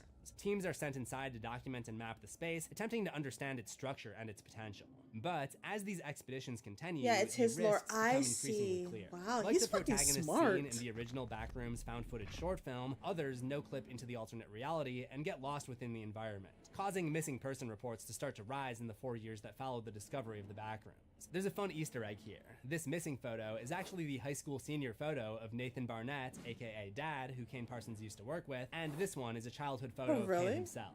Though that kid is clearly older than 2 years old, right? This leads to a startling discovery on February 3rd, Wow, that's pretty 1990, cool. when scientists come across what appears to be a person overgrown with fungus, perhaps a victim of the lifeform fellow. Hi, Gabriel. Happy Saturday. 2 days later, Yes, an autopsy I don't determined know that what the body had language that stopped is, so decaying in certain please use places in a way that seemed English. unnatural. Hi, how are Async's you? higher-ups plan to commercialize the Backrooms, hoping to obtain one key resource from their examinations. Money, money, money, money, money, money. The following episode, That's Con titled right there. Informational Video, starts as you would expect, as sort of an employee training video. For the sake of convenience, you may hear your peers refer to the project under any of the following titles. The Machine. The Complex? Door, the Backrooms. I played the He said Complex. the thing. But, yeah, would be one of the most memorable storylines Not of the the story entire falling down. Hi, Gabrielle. Oh, good night to you as well. Is it nighttime where you're at? We are reacting to the Backrooms lore by Cece's World. Peter Tench, who gets separated from his group of hazmat dudes as he investigates a strange noise. It was behind him again. Rewind. Employee Peter Tench of the entire series. Oh yeah, it's right there. It's right there on his right shoulder. It's his right shoulder, right? Or am I directionally challenged? Bro, is it just me or is it getting closer and closer? It's getting closer, right? As the video goes on.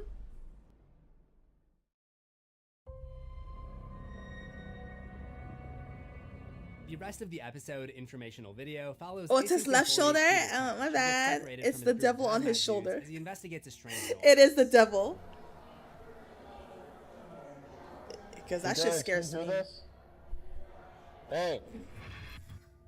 To me, it sounds like crowd They got noise, clipped. like a busy food court, or a crowd of people trying to get their money back at the Spirit Airlines desk. It's one of many examples I've noticed in the series of Kane's Backrooms randomly producing distorted versions of things from our world.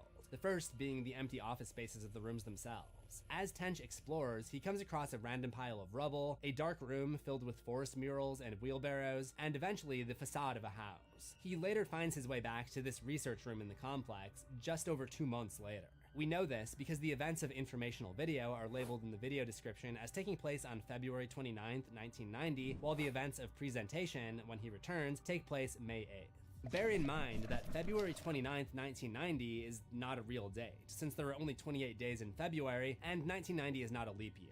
My interpretation is that this date is in step with the nature of the rooms themselves. The pocket dimension exists outside of normal space, filling an area that shouldn't be physically possible, so it's not crazy to assume that it also exists outside of reality's flow of time as well. But let's rewind to the rescue effort during the time that Peter Tench was missing from space-time.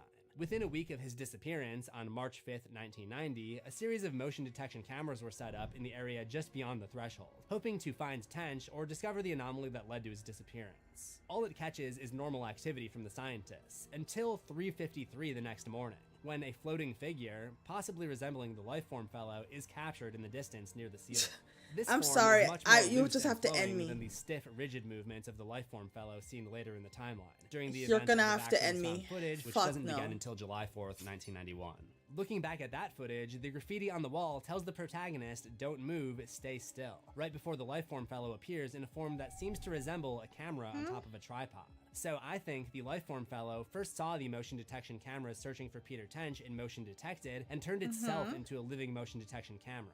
This would follow the theme of the Backrooms mimicking real corporate office spaces and the noise Peter Tench heard before being zapped through time, which resembled a crowd of people from the real world. The Backrooms and its inhabitant are learning from our world and attempting to recreate it in a twisted, So are they like distorted way. aliens or Chronologically, something? The next entry is this one. Yeah, this is what I titled saw, and March all 11, this is 90. made It's in actually Blender or unlisted something. on the That's Kane Pixel freaking channel. amazing. You can only find it by going to playlists and clicking on the Backrooms playlist. There's also a link in the description of Backrooms found footage. It's just a series of stills of the Cool. technology and some of the scientists working on the project, though their faces are redacted. The most interesting image is this one, a room flooded For with the water pools? from this pipe. Pool rooms confirmed? Obviously, the missing employee Peter Tench is not recovered, but the search and exploration of the Backrooms goes on in my personal favorite episode, Pitfalls. The date is now May 6th, 1990, just over 2 months since the disappearance, and the new cameraman is named Marv E. Lee, or just Marv for short. This is Marv, 1, 2, 3. Marv, mic check, 1, 2, 3. They venture in deeper than ever before, using a tape dispenser as their trail of breadcrumbs. So the hazmat suits and really come do across look this like room that. Where a door Crazy. on the opposite side is separated by a series of I don't vents. think they When are Marvin aliens, tries to more like cross, things something trying to suddenly copy, causes not him to aliens, fall not in, super and he's dumped out in the natural. lower, Really? slightly greener level of the Backrooms, but maintains so radio creepy. contact. While waiting for them to throw a rope, he hears a man screaming and follows the sound to a crooked hallway with a gap at the bottom, behind which he finds an outdoor neighborhood basked in red. The voice beckons him further until he goes No, into you the shouldn't last house go. on the left, past these mirrored street signs, down a narrow hall to a yellow room that someone seems to be living in. The voice calling out louder all the while. I would not When go. he reaches it, he discovers it's coming from the Lifeform fellow, who now takes on the tripod appearance for the first time. Oh my chronologically. god. That's not a person. That is not a fucking person! The creature gives chase, all while emitting those Oh my agonizing god. cries, and Marvin is eventually I pulled say to it's safety. more like the But stuff scary in encounter Control. represents another example But, like, of this mysterious life form we don't have encountering an someone answer from the for real what it- world, in this case probably a victim Like, of the what it Backrooms is, who clicked in though. and got Like, lost in there, and mimicking its not voice demons. to deceive our protagonist. I think this is the perfect ability for the See, this antagonist shit's of a creepy to Backrooms me. series to have. Because remember earlier when I talked about the uncanny valley effect? Well, there's a reason that we as humans are creeped out by the uncanny valley. It's a defense mechanism programmed into us to protect us from predators who might try to pose as humans. By adopting a human voice and calling for help, the Lifeform fellow is tapping into that same fear. After reviewing the tape, a barrier is constructed, see. presumably to protect them from the monster. As I mentioned earlier, Peter Tench reemerges on May 8th, 1990, but from his point of view, he was only gone for a couple hours, having skipped through time. In the later episode Damage You don't know Control, who's in it is control revealed either. that If sometime existed after in the disappearance Backrooms of Tench, when this Async happened, I faked would his have death been as a 1 car month crash in that to avoid pitfall. any bad press around the I would have been project. 10 years in This that pitfall. caused a bit Actually, I of would a have been dead problem when he instantly. returned alive and well. I would have Needing been time dead. to find a way to reverse this, Async held him underground, and over time, his mental state began to decline due to lack of course. stimulation. Meanwhile, course. on May 25th, 1990, the crew reopens the barrier and builds a bridge over the pitfalls so they can explore the area beyond. Oh, so it, this that's time what with that guns. is in the It leads game. them to a white room where Marv comes across a misplaced ceiling tile and says this. Is this just the natural state, or did something move these? I'm not sure which one I prefer, but right now These are in the games. I remember By this. using the words, the natural states, he's telling us what I alluded to earlier, that none of the environments that they've explored so far were built by async. And by suggesting that they're naturally occurring, he's lending greater credence to the idea suggested in Missing Persons, that there's an organic element at play here. Almost as if the Backrooms just grows on its own, like fungi. Okay, Beto, The thank team you for comes across stopping a hand-drawn by. map, See and you. it's not long before its illustrator makes an appearance. Peter Tench jumps out of the shadows and attacks one of the Aw, I hope you have a wonderful day at work. Don't work too hard. We're gonna miss you.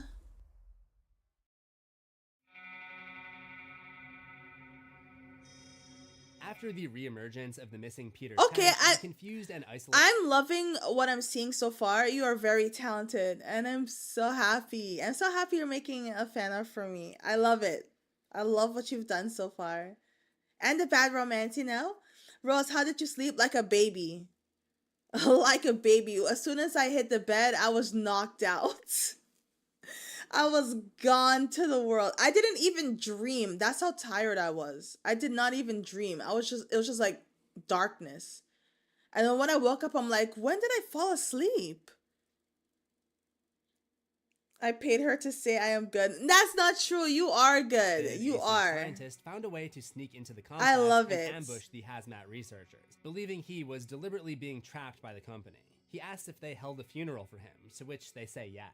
After learning this, he goes crazy and escapes the facility, shooting Mark in the process. Tench's body was later found outside by Async staff, having fallen down a hillside and hitting his head on a rock. At which point, the people in charge of Async come clean and explain everything that happened with Tench, stating that when he reappeared, Tench was exhibiting behaviors commonly found in paranoid schizophrenics, leading to his ambushing of the hazmat team. The situation leaves Marv convinced that the Department of Energy killed Tench. On May 29th. Well, as far as he knows, he's alive, and you guys made a funeral for him, and he was alive.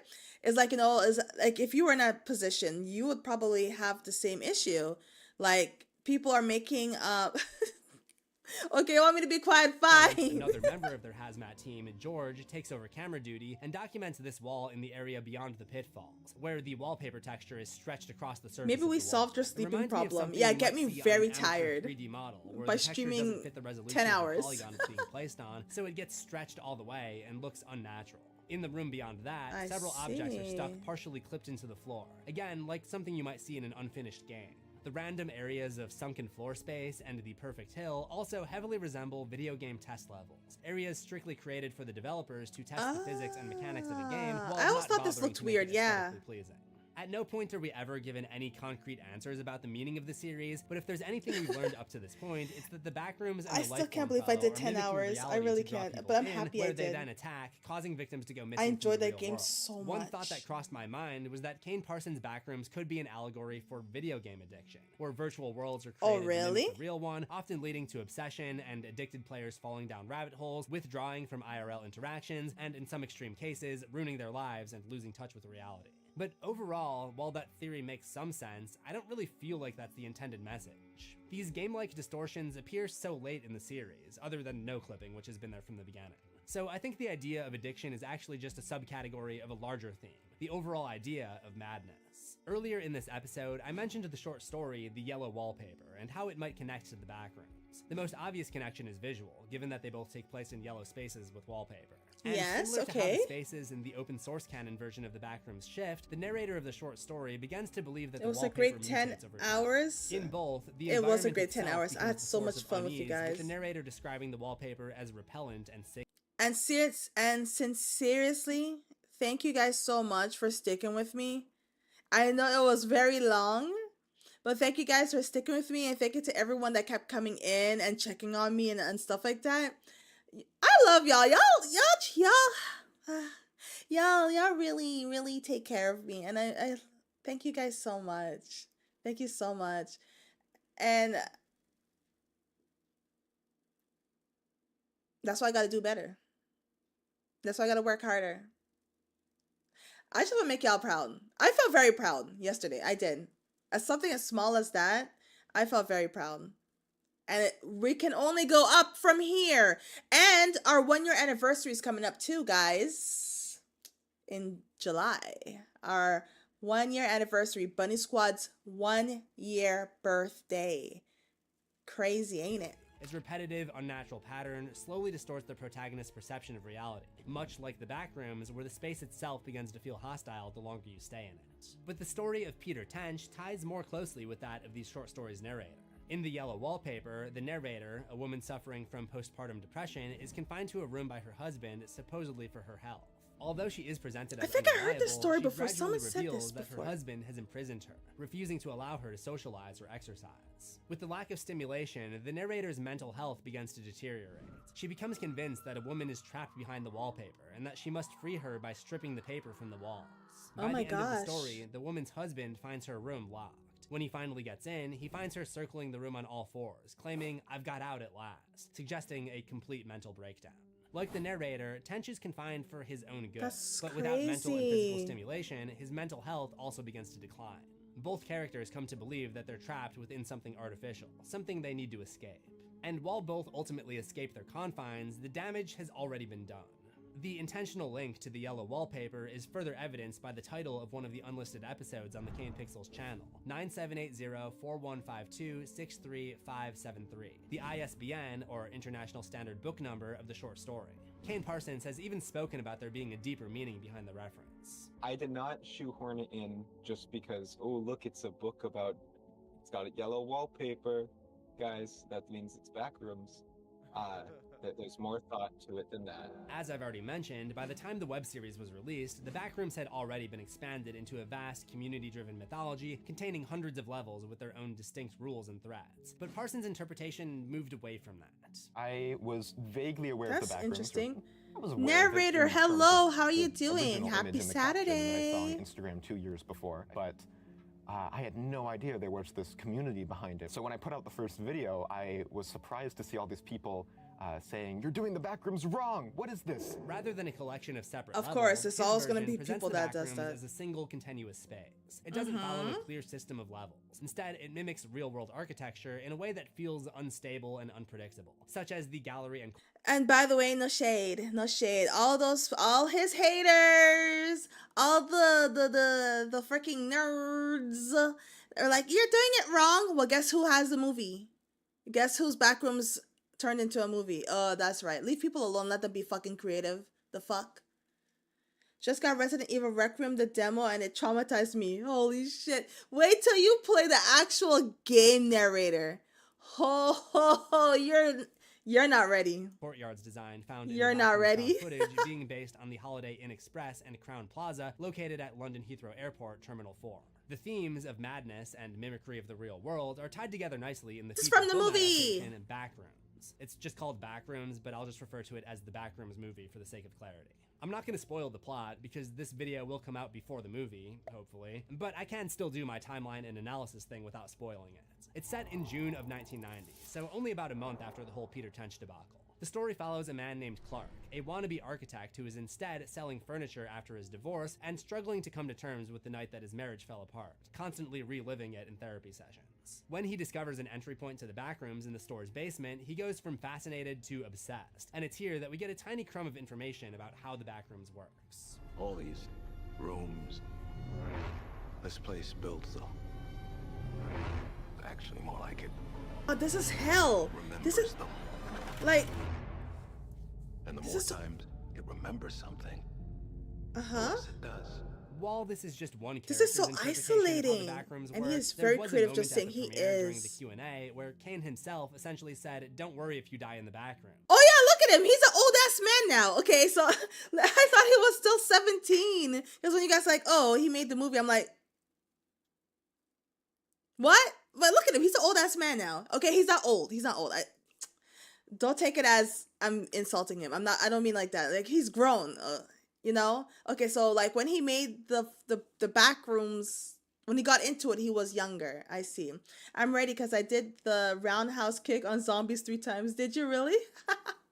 I said it was a few years ago. Yeah. But I'm glad that we're kind of getting a little bit of lore from the movie too.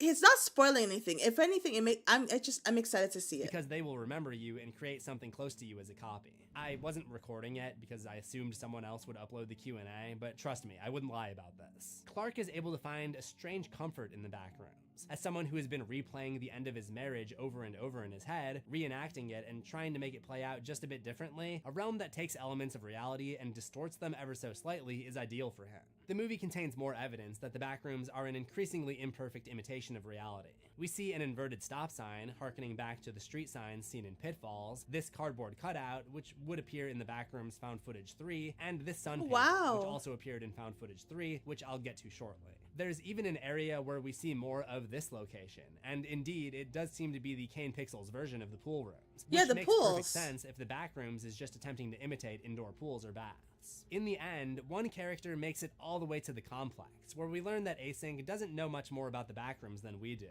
with one scientist stating that he goes back through the threshold every day just to learn a little bit more. The one thing the Backrooms movie doesn't seem to bring back is the Lifeform Fellow, but there are other life forms, or at least imitations of life, that can be found in the Backrooms. It could be that the Lifeform Fellow isn't special, it's just another example of mimicry just like the lifeform seen in the movie. But I personally think that we just don't see it in the film because this is a different part of the back. Cece's role, isn't this a spoiler? Isn't this considered a spoiler? Should I just... Well, it's too late. I'm sorry, y'all. Whoever didn't see the movie yet. I think we all just got spoiled, didn't we? He was the Surge in 2017. I was like to them, come here. So he was 17 in 2017. Crazy. 17 in 2017. That was his year. That was his year to pop off. You see? Now all we need is an SCP film. Drugs. What do you mean drugs? God, no. Goddamn water. Hope it's not deep. When did this come out? This video came out yesterday. Because if it was before yesterday, it's just speculation. It came out 1 day ago, so it came out yesterday. Favorite thing of Resident Evil Requiem is the brutal kills. Yes. Just a little bit further and down it gets toward the more lifeform. brutal, trust me. And the reason Siva's I think scared this in the is because back of rooms. some of the special capabilities we see over the course Scared in the of back the room. next 3 entries in the timeline.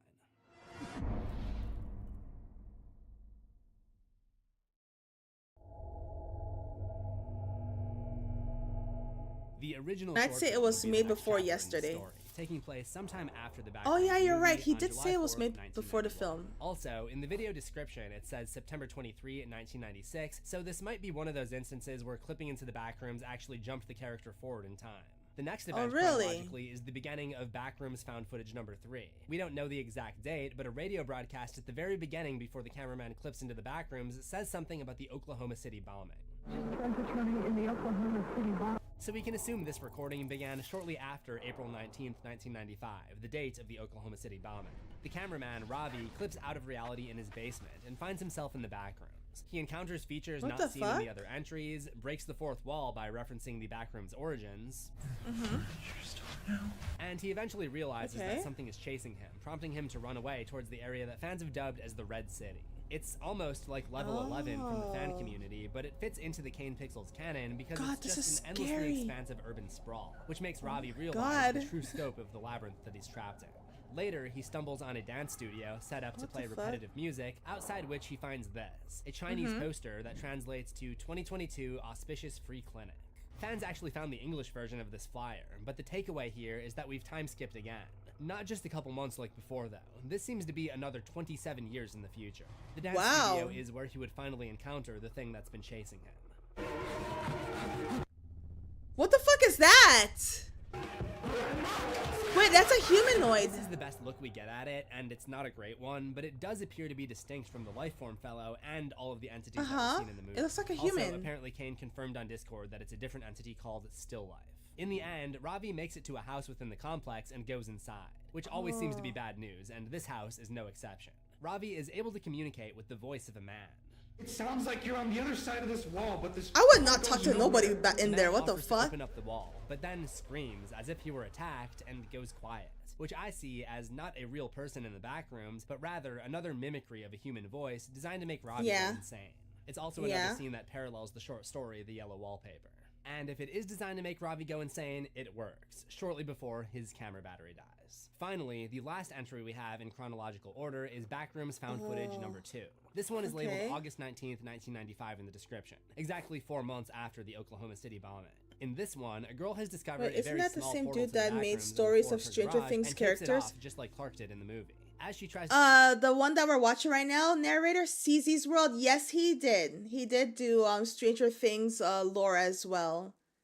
His channel is in the description on the red site. I think it won't do well because of how much is 2 SCP.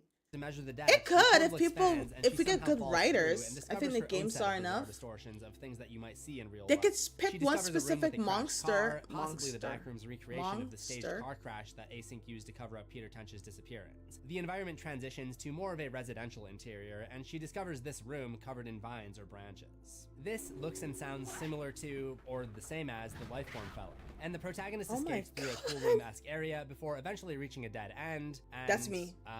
This happens. What the heck? Surely you didn't think that will all the happen to answers me. would be given to us in a nice clean package, right? But I think that's why I'm still here 7 years after the Backrooms concept caught fire, still talking about it. We get little bits of information and we can make theories and make connections all day, but for everything we think we understand about them, there are at least 3 more questions that crop up. At the end of the Backrooms movie, one of the Async scientists, Phil, says that he goes into the Backrooms every day just hoping to learn one more thing about this incredible discovery. And isn't the same that was true me, of us Rose, the my bad. While the fan-created lore of the Why'd you Backrooms kill me, often feels Siva? almost game-like with safe zones, resources, and established ways of moving between levels, Kane Parsons' version leans more into science fiction. But as with many fields of science, like and I feel like that's astronomy, the smart cosmology, way to or go for the theoretical Backrooms. physics, our own observations and theories only help us feel like we understand a small fraction of these fields. Which is part of the reason that taking a sci-fi approach to the 2019 4chan post was another great choice by Kane. I've talked about it before on my channel. In a world where information spreads at the speed of light and we think we know everything about how the world works, Not there's WhatsApp. not really much for a 2026 adults to be afraid of. So by turning to this fictional field of science, a realm that both we and the characters barely understand, we're tapping back into that fear of the unknown. In many ways, I think Parsons' interpretation Your finger feels slipped like a and return so you did that to the original wall. post that started it You all. cut up the wall. Obviously, the success of Parsons' web series He marks has a turning down point a lot for of lore and Backrooms, always enjoyed credited with CC's World. Me sparking a renewed too. surge in popularity and introducing it to a much broader audience and to other mediums. This is why we will never ever understand aliens. And this is why I guess scientists and stuff like that always try to do experiments, etc., etc. When it comes to scientific stuff, I don't feel like we will ever truly get an answer. It's the same thing with mermaids. Some people believe mermaids are real, some believe it's not because science. And I feel like that just leaves it up to the next generation to theorize on. Fought zombies and did it. Did you really? Well, you should play the real game then if you're not that scared of the demo.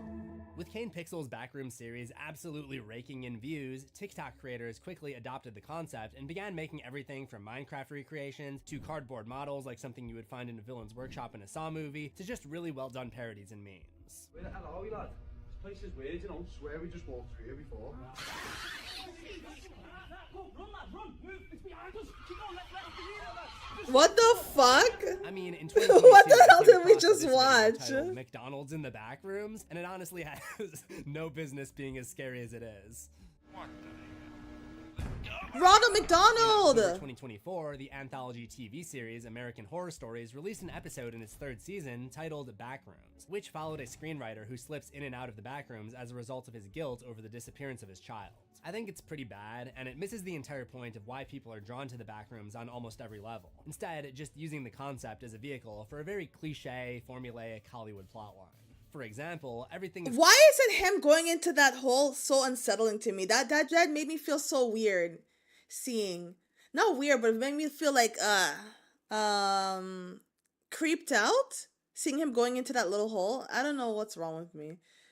The girl from the first chase sequence, child, I'm telling you to play that game. You're not ready. For the You're audience, not including a ready. scene where a YouTuber who visited the So you don't Backrooms like straight up holes. tells the protagonist what he's experiencing is a manifestation If of something's guilt. in there, A huge part of the he appeal can't of K run series out. is He's that it remains like, ambiguous enough to encourage he's fans done. to try to piece things together on their own.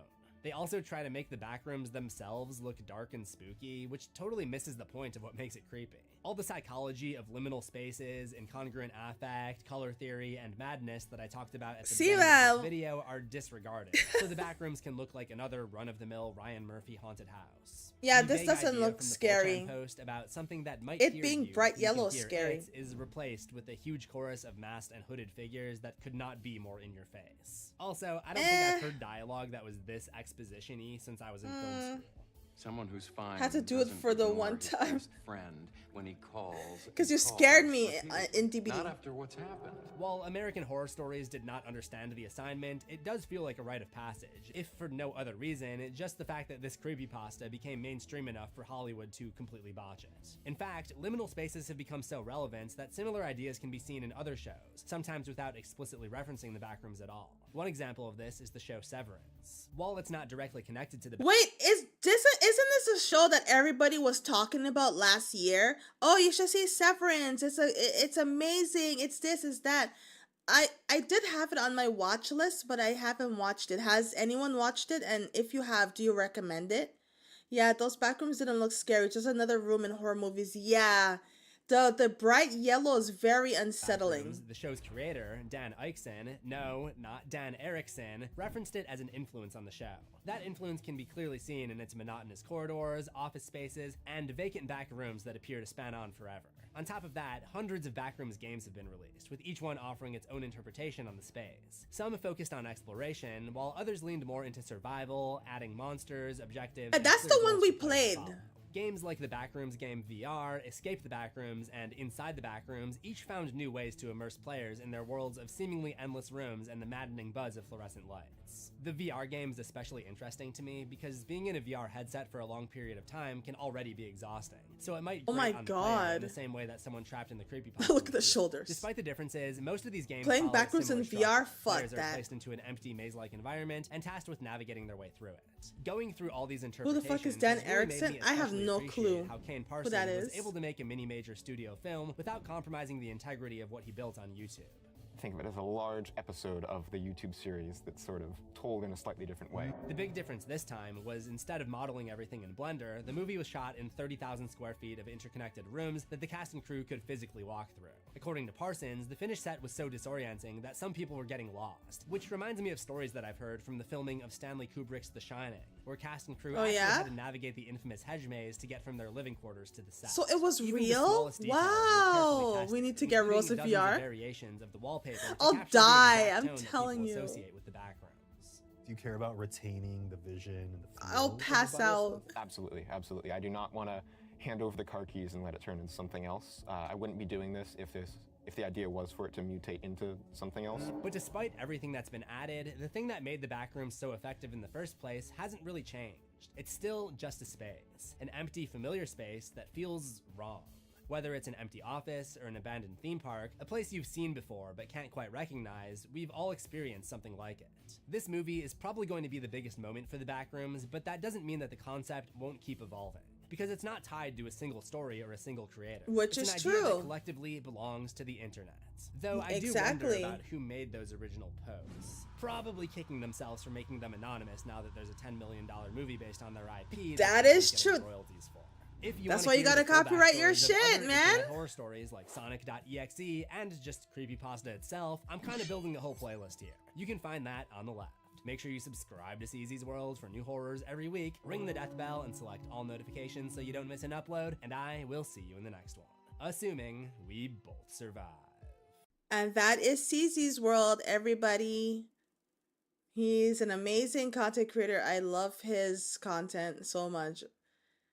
He's like the Bible. He's like the Bible for me when it comes to horror. So we just got the lore. So now let's watch the newest trailer for the Backrooms movie, because this is the newest one that came out 2 weeks ago. So let's watch this one, and yeah, I'll stay quiet for this one. In the store. Okay. What did you find? That's what I'm trying to figure out.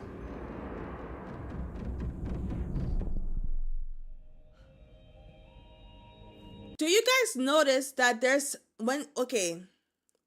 on this side, when she's on this side, right? There's so much sound. But when she's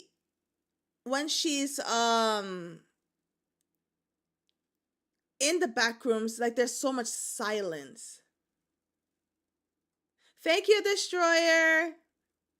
But it's in, I have it already linked in the YouTube, my YouTube stream as well. I linked it as well, down there. So watch my video first before, no, just joking. I'm just kidding. I believe people would actually get lost as I'm directionally challenged. I'm directionally challenged too. I didn't know I was. I just started playing these games and then everyone's like left. I'm like, right? Right. Okay. Down.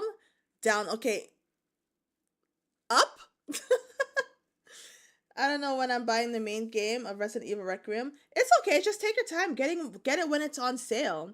I'm immortal, so I can escape the back rooms. That's a lie, Siva, and I'm gonna get your ass to play the game. See, listen. You see? On this side, there's sound. I mean, maybe it was a sound engineer that did it for the trailer, but I still think it's a cool little thing, right? Listen.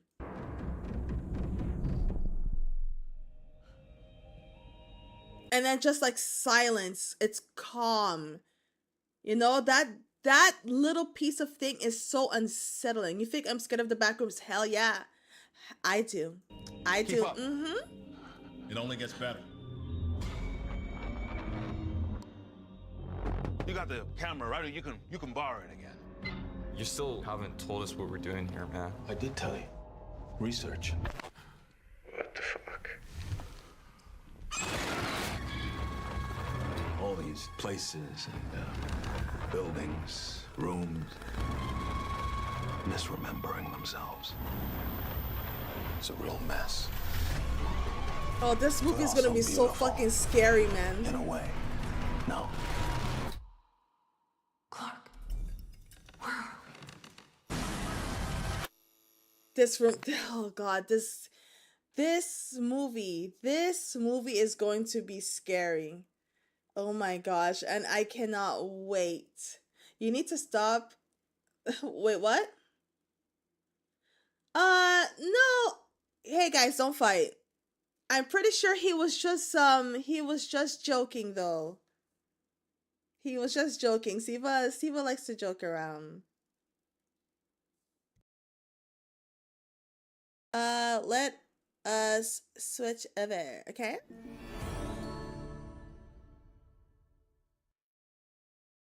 And that was the back rooms, y'all. That was the back rooms. Yeah, don't fight, guys, please. Please, be good. Be nice. I'm gonna put, let me put some spooky movie. I hope you guys enjoy it, and I really do hope that you guys go and you watch it. Don't worry. You don't have to apologize. It's all right. We're all cool in here, you know what I'm saying? She got hit by a bazooka. Yeah, I think about it every time. Not the bazooka sound. Kaboom. But you did. I'm happy you did. I enjoyed it a lot, and I didn't know much about the back rooms, honestly speaking, but now I have a better idea going into the movies. Into the movie. And I feel like, and I kind of like that sometimes, because it's like, okay, I'm going into the movie and then this is my expectation. And then when it blows my mind, I'm left like, wow, like that's crazy. Every level of the backrooms will contain phobias, dangerous entities that will hunt you and kill you on eye connect. You know what? I think I should never play the game. I played the backrooms Escape Together, and I feel like that was enough backrooms for me. I don't think I need to do any more, to be honest. Low key. I think that's good. I think that's good enough. Believable, honestly. Yeah. Yeah. I think that's good. good. I don't need to do anymore. I still remember scaring you in DVD. That's what I'm saying. Not the fucking AI baby. That's what that is. I couldn't see it too well. Escape the backrooms. I escaped the backrooms. I'm not going back to the backrooms, you know? I'm good. Yeah. I think I'm good. Oh my god. Yeah, I think I'm good. I don't want to go back to the backrooms ever again, to be honest. And yeah, your ghost face still scared me in DVD. I'm like, see the police. See the police. You had no right scaring me.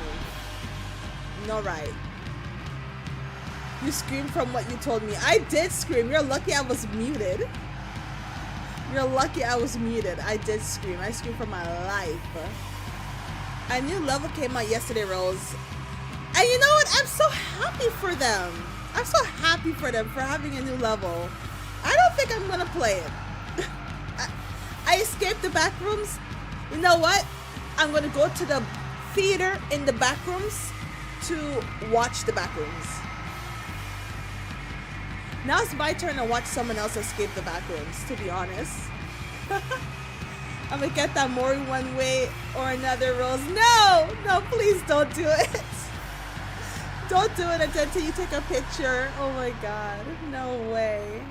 No freaking way.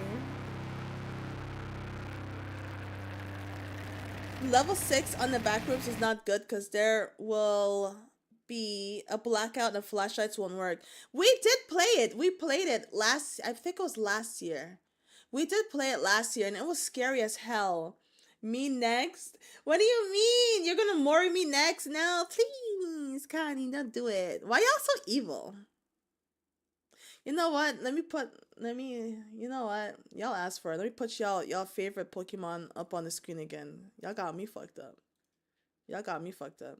Let me put y'all fuck ass Pokemon. Here. There you go. Right over my face. Here, there you go. There you go. Y'all rapist ass Pokemon. I don't give a fuck. I don't give a fuck. Pokemon fans can get mad all they want. I don't care. Rapist ass Pokemon. Rapist. Look at this ugly big back ass bitch. Look at his long fucking face. The bitch's mouth is long as hell and big as fuck. Look at this ugly ass motherfucker. Look at this arm. Look at this derpy ass arm. Look. This shit's so fucking small, bro, and stumpy. Look at his leg. Look at his leg. Y'all got me fucked. Y'all got me fucked up. And I'm keeping it on the screen. I don't give a fuck. Pokemon fans could get mad. I don't care. I saw on Twitter that he's a rapist. Yeah. Yeah, right here. Why am I putting it next to me? I'm putting it right here next to y'all. Y'all got me fucked up. Y'all got me fucked up right here. Listen, I don't know why I put it next to me, but that's y'all. Blood's feet is built like a fork.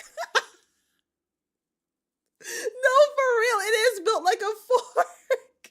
It is. It's built like a fork for real.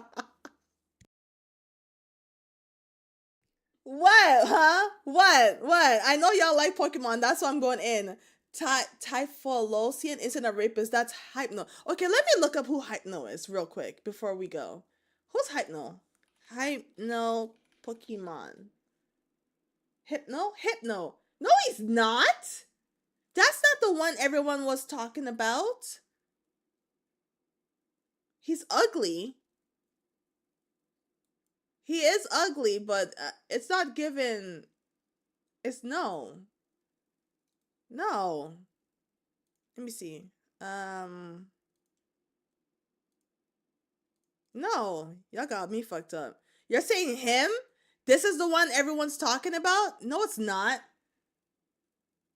Mimikyu better? Who's Mimikyu?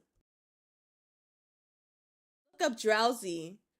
Are you talking about the leaks that happened some time ago? Yes, I am.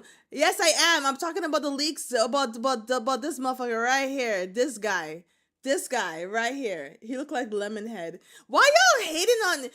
Y'all are such haters. This guy got aura.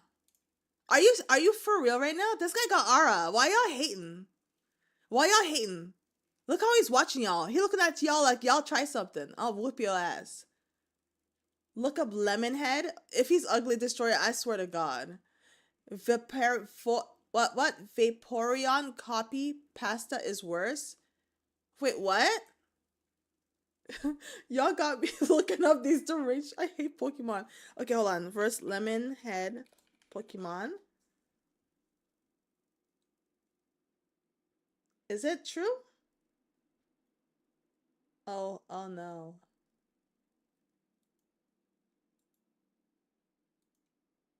What the hell is... Hold on. Hold on. Hold on. This is a Pokemon? This? Vaporeon. Oh, do you want to see that story? Yes, I do. Cause this is a Pokemon? Look up the story, then it's Hypno, not Ty. Wait, listen, I'm not about to read no crazy ass. You do not. I do not what? Vaporeon copy. Okay, hold on. Hold on. How do you spell Vaporeon? Vaporeon copy pasta?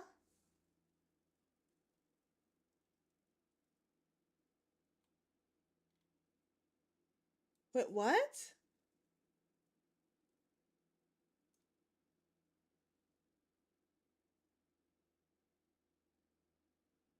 Wait, what? What is this? Bruh. It's not giving me an image. It's telling me...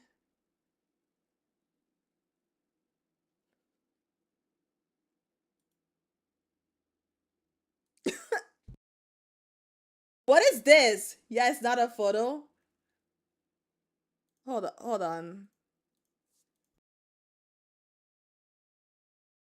Can I show this on screen? What? Is it okay to show this on screen? What is this? What is this? No, don't show it on screen. Oh, what? Don't show it. I took it off. What is it? What? I just see words. Oh my. Read it. Oh my God. I'm sorry. No, I did not read it. It just says, hey guys, did you know that in terms of male human and female Pokemon breeding? That's all I read. I only read up to that point, and then I'm like, okay, let me just put it on for you guys to read because I'm not reading all that. Listen. Don't ban me, please. I'm innocent. I did not know. It's gone. It's gone. I guess I need to learn how to read. I did. I looked up Lemonhead. I did look up Lemonhead. My bad, guys. That didn't happen. We didn't see anything. We did not see anything. This is what I see for Lemonhead. This is what shows up for Lemonhead. This.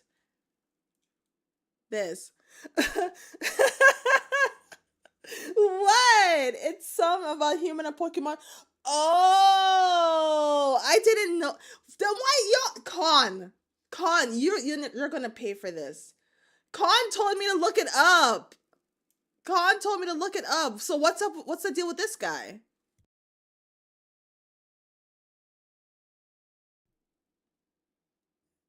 Now look up the Hypno creepypasta. I don't know if I want to look up more creepypastas. I don't want to get banned. You said put that Vaporeon copy pasta thing. You did. Look up Lemonhead from Adventure Time. You looked up Pokemon Lemonhead. Ain't a Pokemon? So Lemonhead Adventure Time? Lemonhead Adventure Time.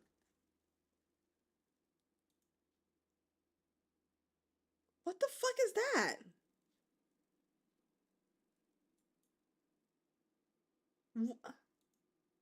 Wait, which one is Lemonhead?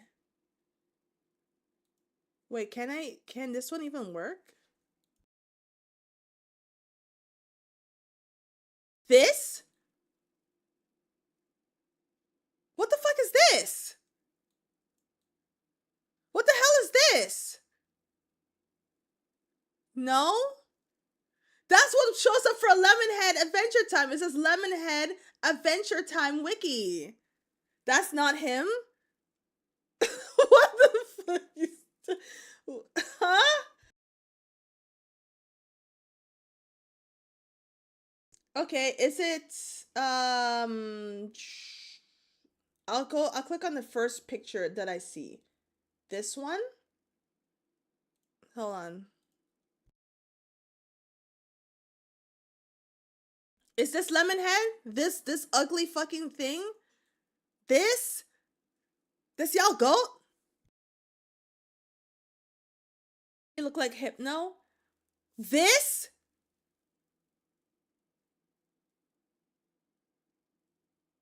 What do you... Y'all really saying yes to this? This is Lemon...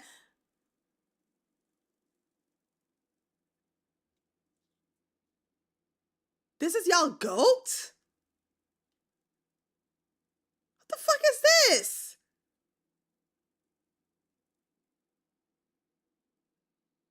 That thing is weird looking. What the fuck is this? No, I can't laugh yet. I've got to hold it in. They're all gonna die. Not Carol laughing. Y'all, no, y'all got me fucked up. Okay. No, actually I'm gonna keep this one. Y'all got me fucked up. That's y'all goat. That's y'all goat. Oh no, the second one doesn't work.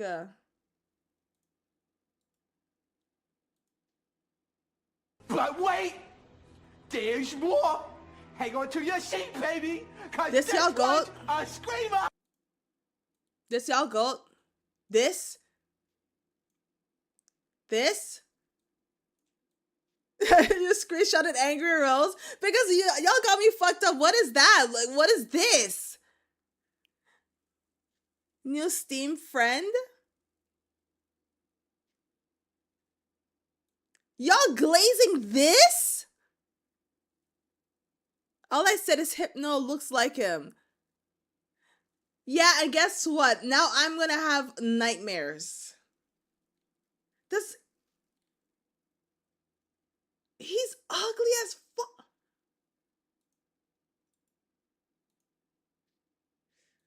What the hell am I looking at?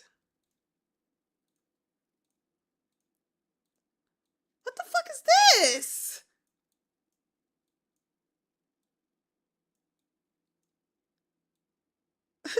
The image is so big and ugly, I can't. What is this? What the fuck is this? What the fuck is this? What the hell is this? He's so ugly that he makes Kim Kardashian look real. Y'all got me fucked up. You know what, you guys? Oh my god, you know what? It's good. I hope you screenshotted it because he mocks me. What you just said? What did you just say to me, Khan? He mocks me? Me? Me. Me. And I'm jealous?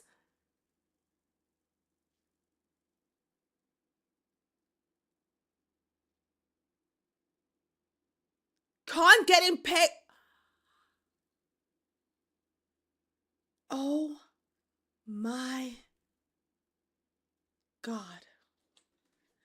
Y'all got me. Oh no. What the hell does Beautiful Rose have to be jealous? Thank you! Oh my god! Oh my god, thank you so much, Aries. That's what I'm saying. Like, they want me to be just of this lemon head. It ain't gonna happen.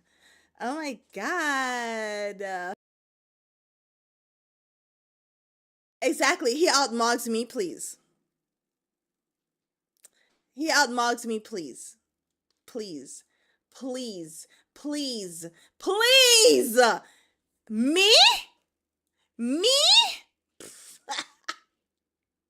Yeah, right. Me?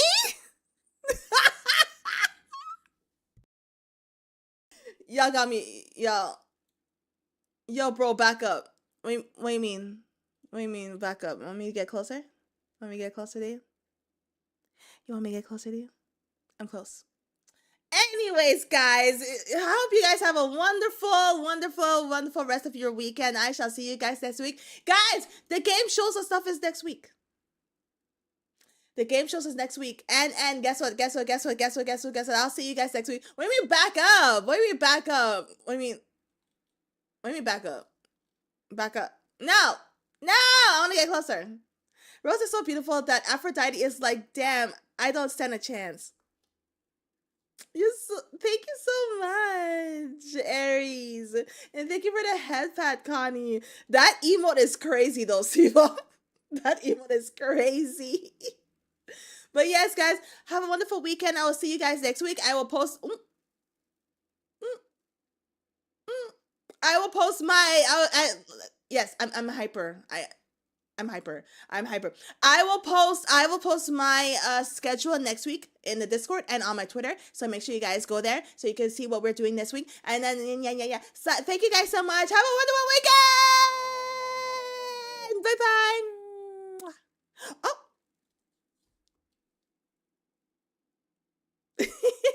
Summer Game Fest. Yay, yes. Look at the Ray clip I sent you. I will definitely look at it. I will definitely look at it. Thank you so much, Destroy, for the head pat. Have a wonderful weekend, everybody. I hope you guys had fun. And if I get banned, it's y'all fault. Because y'all told me to put that copy pasta Vaporeon thing. I don't even know how to pronounce Vaporeon. Vaporeon. If I get banned, it's y'all fault. And I will haunt you guys till your days. I will haunt you till your days are over. Bye-bye. Bye-bye, everybody. See you. It will probably be the trailer, if anything. No, don't let the trailer ban me, please. A24, I love your all movies, okay? Bye-bye.